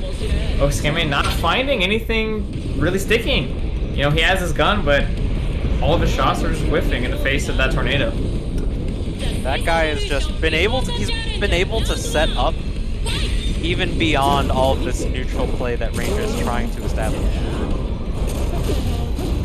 Oh, walk up. That 5B just completely punished by the storm. I hope your normals are good, Ranger, because that gun is a lost cause in this matchup. Ooh, tick throw. No reversals for you. Tries to roll through the Ravekun, but you can't do that. Yeah, not at that range at least. Falling through Ravekun is going to lead to a very sad Ranger. I think one more chance. Makes up for the game, tries to guard cancel early, catches the conversion with a simple throw. That guy here on set point. What a guy. What an absolute unit. Going in, not worrying about the consequences. I mean, what consequences are there, really? Tried to set up the belt, but got punished. Oh, does it again? Press the button at the wrong time, my friend. Yeah, it does cost him mana, at least, nothing else. He just ran right under it. Right under that 5A from Ranger there. It's a tall button. It's hard to catch people, but you have to catch them jumping or just standing fully upright. Oh, empty Waits nothing. a long time. Yep. Tomahawk throw. Guard cancel when he pulls forward. Oh, rolls right through the Gunhawk and is able to punish whatever Oki was trying to press afterwards. Oh my god. Okay, well, back to one touch. We have the super. Oh, and no, wait. Oh, I didn't even know he had it. Wow. Panel Spirit of James Chen. Is it gonna kill? This one is gonna take it. KO coming out of the board. That could be what we see against Crusader. We're seeing Shenles versus Rock. Losers quarters. And both of these players we saw on stream earlier, Shenles losing to, I believe it was ThatGuy, and Rock, both of these players actually, I believe, losing to ThatGuy. Rock, the only player so far to take ThatGuy to the very last game. Yep. Starting out with the orb.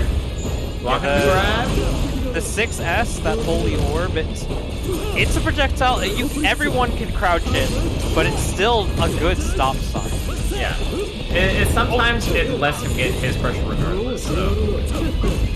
Rolling in, Rock trying to move forward into their ideal range.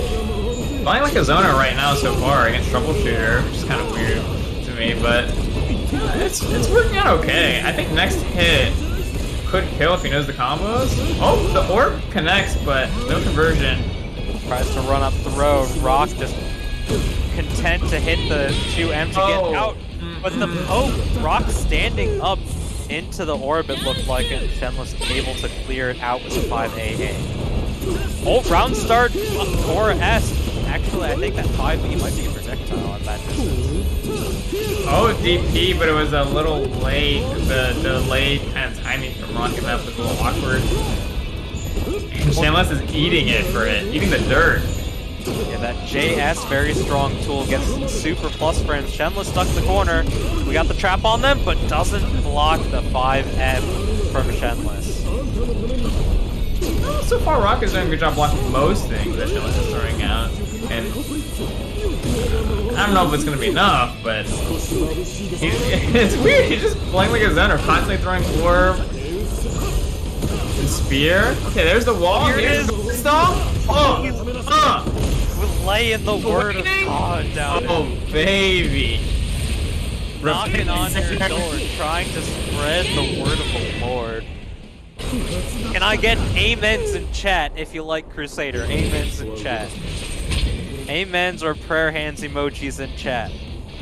I don't think I've seen Shenles get a single combo that has dealt more than 30% until that moment. I mean, there's a lot of really simple poke combos that you can confirm with Crusader, but once you get the big hurt going, it's just gonna ride all the way to victory. We'll take a swig. Oh, he loves using the charge, which is a very minus move on block, by the way. But he loves using that charge in situations where he thinks the opponent is ever going to press. That 6S to clear the orb and play the neutral control, but just raw 5M. Shenles moving forward, and he's Dude, he thinks it's his best move.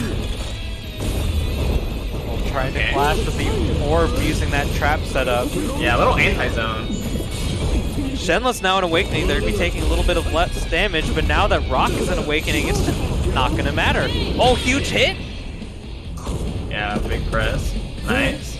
I mean, the wall, while it is a pretty big factor in how much damage you're going to be dealt with the next hit, it's fine as long as you play around whatever button that Shenles is throwing out, right? They are nice block on the charge. Once again, just, I guess the answer here is just, you know, blocking the moves that Crusader's doing. Nothing is too threatening, right? If you just block them. as far as what he's doing out right now. Really strong long-range tools, and now Shenles seems to be leaning on the big spear too, which is very powerful in the neutral. We're setting up the Remedios. Knock, knock. Oh, again. Gotta watch the recovery state. We're putting out the Apocalypse. Oh my god. That did not matter. It's not your turn, brother.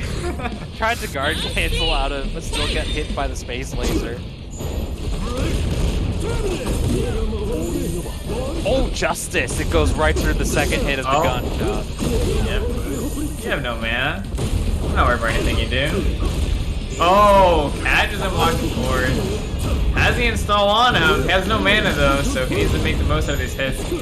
Good roll from Rock, getting through the B moves from Crusader there, and the grab getting through the armor as well.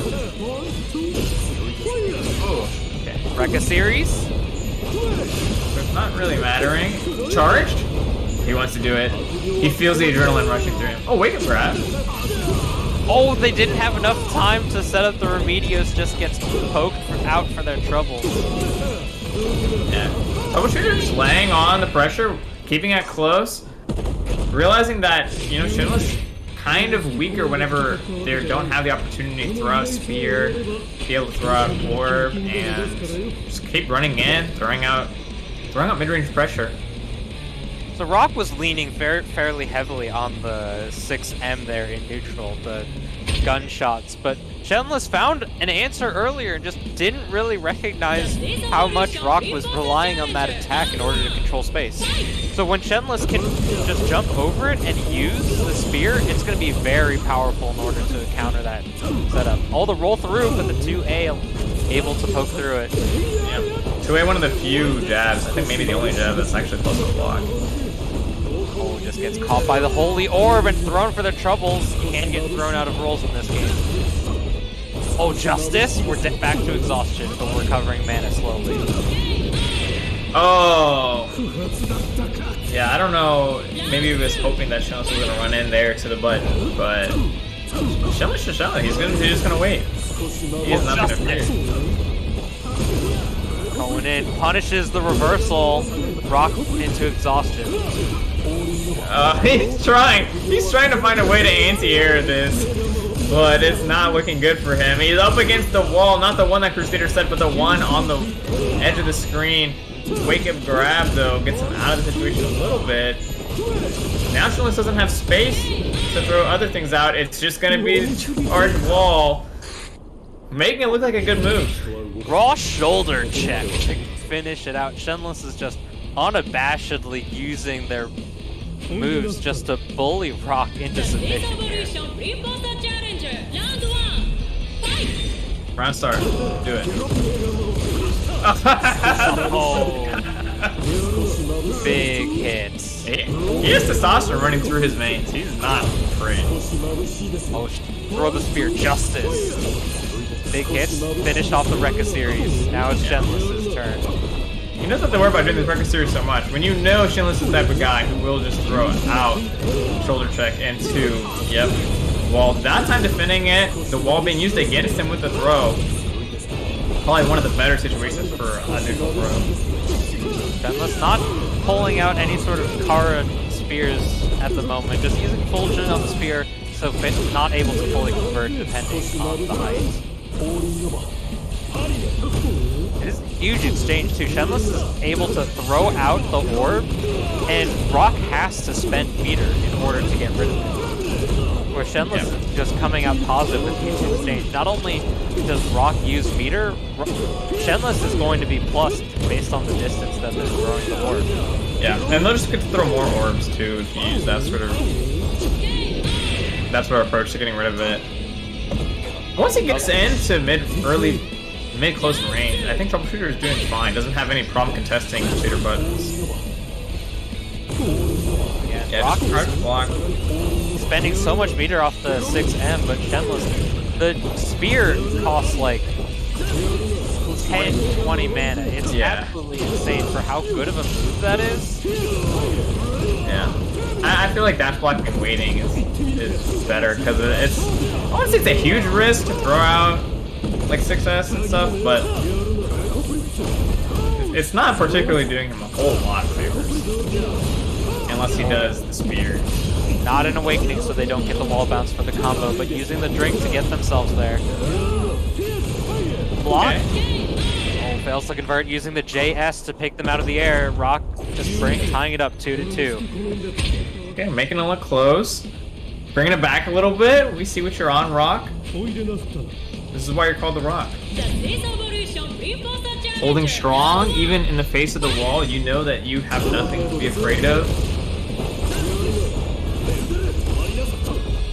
Oh, now we're playing some big Crusader neutral run-up throw. Classic. You put him in the wall so they don't have anywhere to run. Yeah. And if you have nowhere to run, that means you have to kind of maybe DP, maybe just wait for the meaty, play the RPS. But Rock is choosing correctly. Oh! Fake ass mix-up. I mean, who was ready for that, dude? I did not block that. I'm trying to bless these folks with knowledge. Hit that guard button, friends. No, the guard button is, it's fake, it's not real. Justice! That spear is so good. Trying to check the dash. Oh yeah, every time someone should try.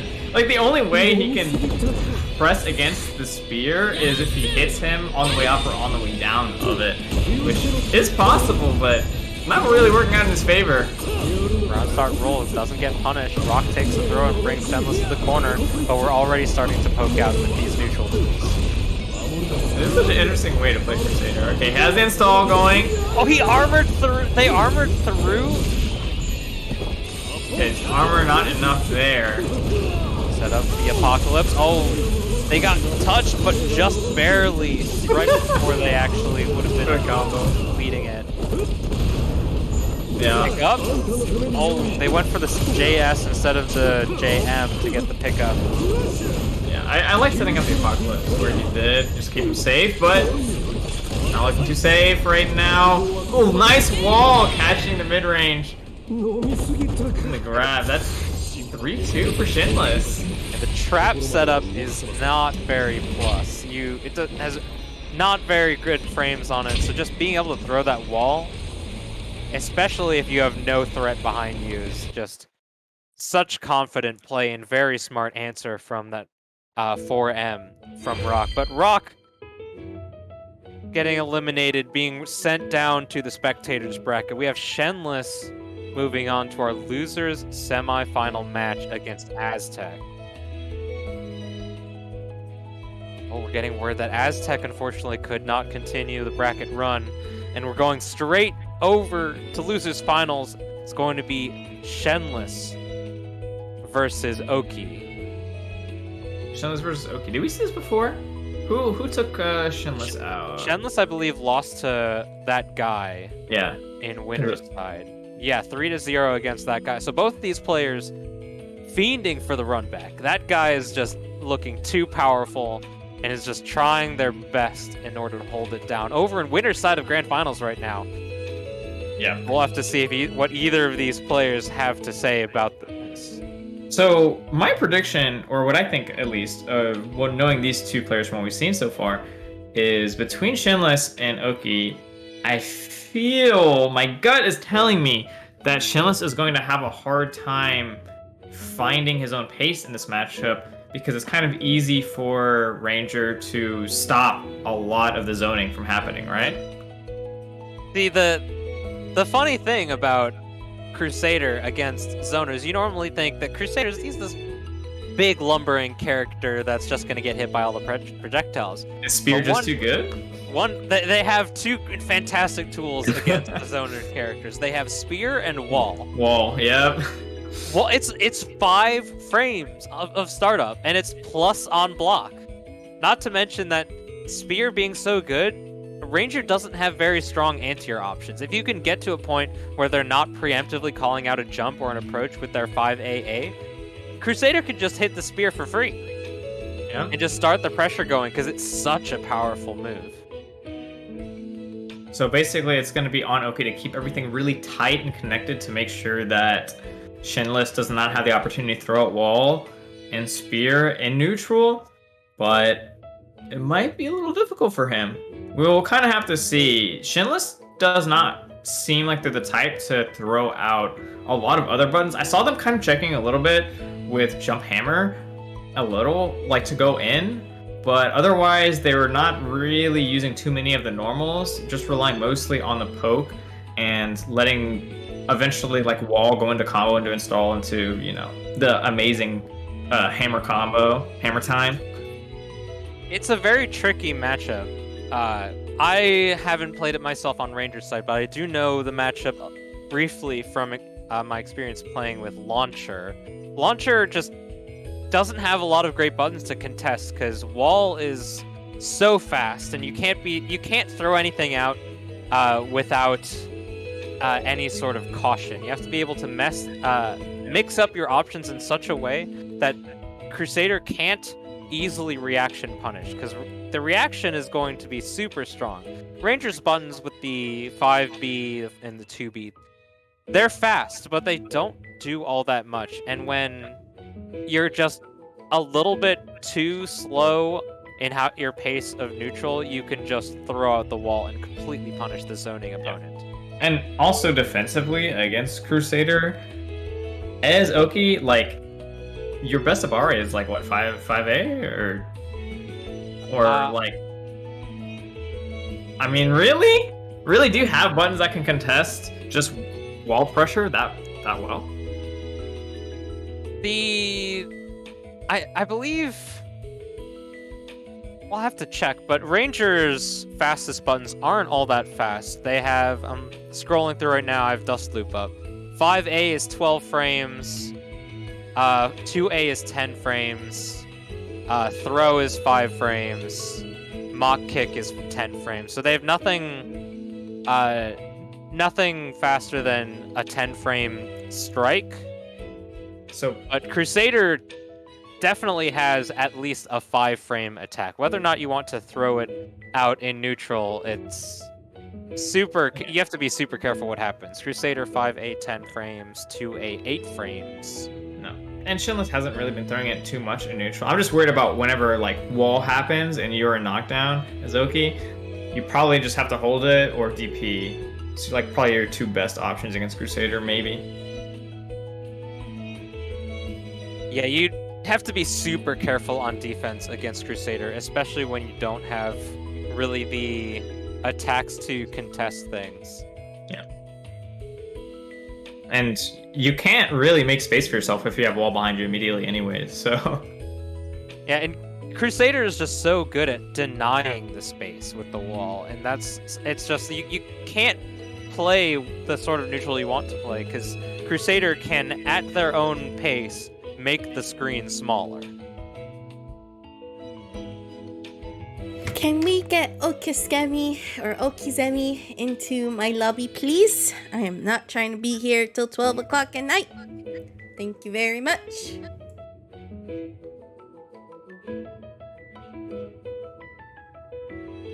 We have our lovely friend Shenles waiting patiently, trying to bless their opponents with the word of the Lord.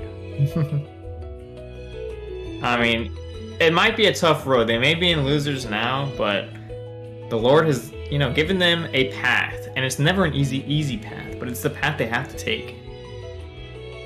They have to rise through the challenge. I mean, It'll bear fruit. Crusader was definitely one of the more, I'd say, straightforward characters, and you can play them honestly just in so many different ways, because they have really great options no matter where you want to be on screen. You're just moving through with all of these really strong tools. Crusader is just able to bully their way to the victory. Like, if you don't know what's going on, you're gonna get just completely duffed for like half of your health. Oh no, or dude. you're just going to get blessed. No, the first time I saw a wall, it was a jump scare, dude. That shit came out behind me, I was like, what the hell? And then immediately 60% of my health is gone. I'm like, okay, you're funny. You're funny. As oppressive as Crusader may be, he's a goofy character. Like, all of the whole like community has been getting behind this character as like just memeing them up so powerful, putting all these like Bible verses in the screenshots, making it look nice and just clean. It's what a goofy ass character, man. No, I absolutely love it. I love watching it. And being on the receiving end of Crusader is sometimes like okay, I got memed. Yeah, you just have to like roll with the punches a little bit. But his punches hit hard. Looks like we have our opponent lined up here and they're loading into their next match. We should be having Shenles versus Oki coming here for our losers finals here at Sakura Shrine, first DNF bracket. Yeah, and the winner here is going to be playing a run back, which one it is. It's going to be playing run back versus ThatGuy, Swiftmaster, so they have some time to kind of get some momentum rolling here in losers. We'll see how it plays out. Matchup rocks between these two characters is gonna be. Yo, did Shenles just try to start run up throw? I mean, maybe you just roll with the memes yourself. Absolute bravery. No fear of God in this player. Yeah. I guess, you know, if you're Shenles and you're up against the wall, maybe your wall doesn't look too strong here. But he's forced to throw some normals at least. Gets things rocking. 2A mash. They jump back though, trying to move forward. Dash up throw. Advantage Shenles here. That 2B going right through the orb. Yep, and there's the wall that you were saying, making it hard for him to pressure neutral. Has the install going. Nice DP multi-hit. And that will take the KO on the install. That explosion from the Gunhawk doing that final bit of damage. Oki just being able to control the craziness from Shenles' character. Oh, I love just waiting into the wall. Like, you know your opponent has to start something with other long-range folks. Trying to bait out the throw there from Oki. Puts himself in the corner with that flip. Not a big fan, but I like the acrobatics. Oki jumping. No chicken guarding allowed. Oh, guard break. Guard break. Weren't paying attention to the guard meter or the meter of Shenles. They are now back to exhaustion and super exhausted after spending that single-digit mana to finish the combo. Okay. Oh, punish? What is the... Okay, 2A. A little damage. Fancy combos? Oh, dropped the combo, unfortunately, but we're still picking up. A few more ticks ought to do it. The Shenles does have the Awakening trait active. Yeah. Just one more hit until he dies, maybe? No, the Awakening trait mattering a lot here. He's gonna find the time to charge in. Oh. Set up the startup of the wall, getting caught by the 5B. Shenles not fully punished off of the Rod 2M there, but Oki still taking the game in commanding fashion. Shenles doesn't seem to understand this magic. Yeah, I mean, he got some good walls off on neutral. Bronze Star, Spear, okay. Again? Holy 50% HP at the beginning of Red Star, not where you want to see yourself as a ranger. Gets himself out of the corner. Bam, bam, dude. He's shooting with airsoft pellets right now. These things do no damage. Crusader's a big lad. Cole coming in, that 2L mock kick gets the loops coming in. These breakdance moves. Dash up, gets poked out with the 2A counter hit into that 5AA wall. Flip out. Oh, interesting. Shooting a little drop. He needs one more conversion now. A lot of waiting. I guess he's not too worried about anything. Gets the JS for the critical hit. JB still has the grenade out. Did not respect it. One touch game. Oh. Beautifully done. Yeah, not respecting that grenade. Letting it double grab. Oh, justice. And I think Shenles needs to lean on that JM a little bit more. Once they start getting a little too predictable, Oki's going to be able to poke them out of the sky with the 5A. Imagine getting out zoned. Getting outzoned by the big character. Oh, they really just love making big characters in fighting games. And like the two anti-zoning characters are like the big characters. It's crazy. And also, not to mention Swiftmaster. He does not ever have to get close. Oh, and the one time he does, basically defeat. That 5S, the big hammer swing for the judgment. Shenles has found the ground he wants to play on. He's found the holy ground. I mean, we got Crusader coming in, going on the Crusades, trying to reclaim the Holy Land. Yeah, he's like, I don't want to be close and have to deal with Ranger pressure. I don't want to be in range for dive kick. Nice roll. I feel like he could confirm these. Can he not confirm those jabs into into a shoulder? We'll check right there. We could confirm every hit with Crusader. It's just all about awareness here. We're exhausted. There's no guard camp coming in. Oh, good to the grab, interestingly, but it's still fine. Oh, rolls nice. forward. Oki was just getting a little bit too predictable with their options. Yeah. Did not have the way to keep it all guard strength. Okay, another guard break with no confirm. It might have been better just to not throw out these buttons to prevent the guard break. Just whittle it down there, because there was no confirmation with the guard break at that distance. They maybe could have supered, but I don't think they were ready for it. Okay, another situation. Okay, Shenles has shown the roll like 3 or 4 times now. We have to make the adaptation. I think we need to wait a little bit more. Oki is getting too anxious. Oh, super! Super! It's fine. That's the longest match we've seen. Just let it rock with the $1 million. Yep. Ranger just pelts him with pellets. I mean, not even airsoft, honestly. At this point, it might as well just be Nerf guns. Like, I thought we were going to go to timeout for a second. Ranger knows when to bring the hurt. Just trying to do a few pokes here and there. Gets the throw. I'm not sure that's optimal punish, but I guess it gets the job done. Chicago punch. Oh.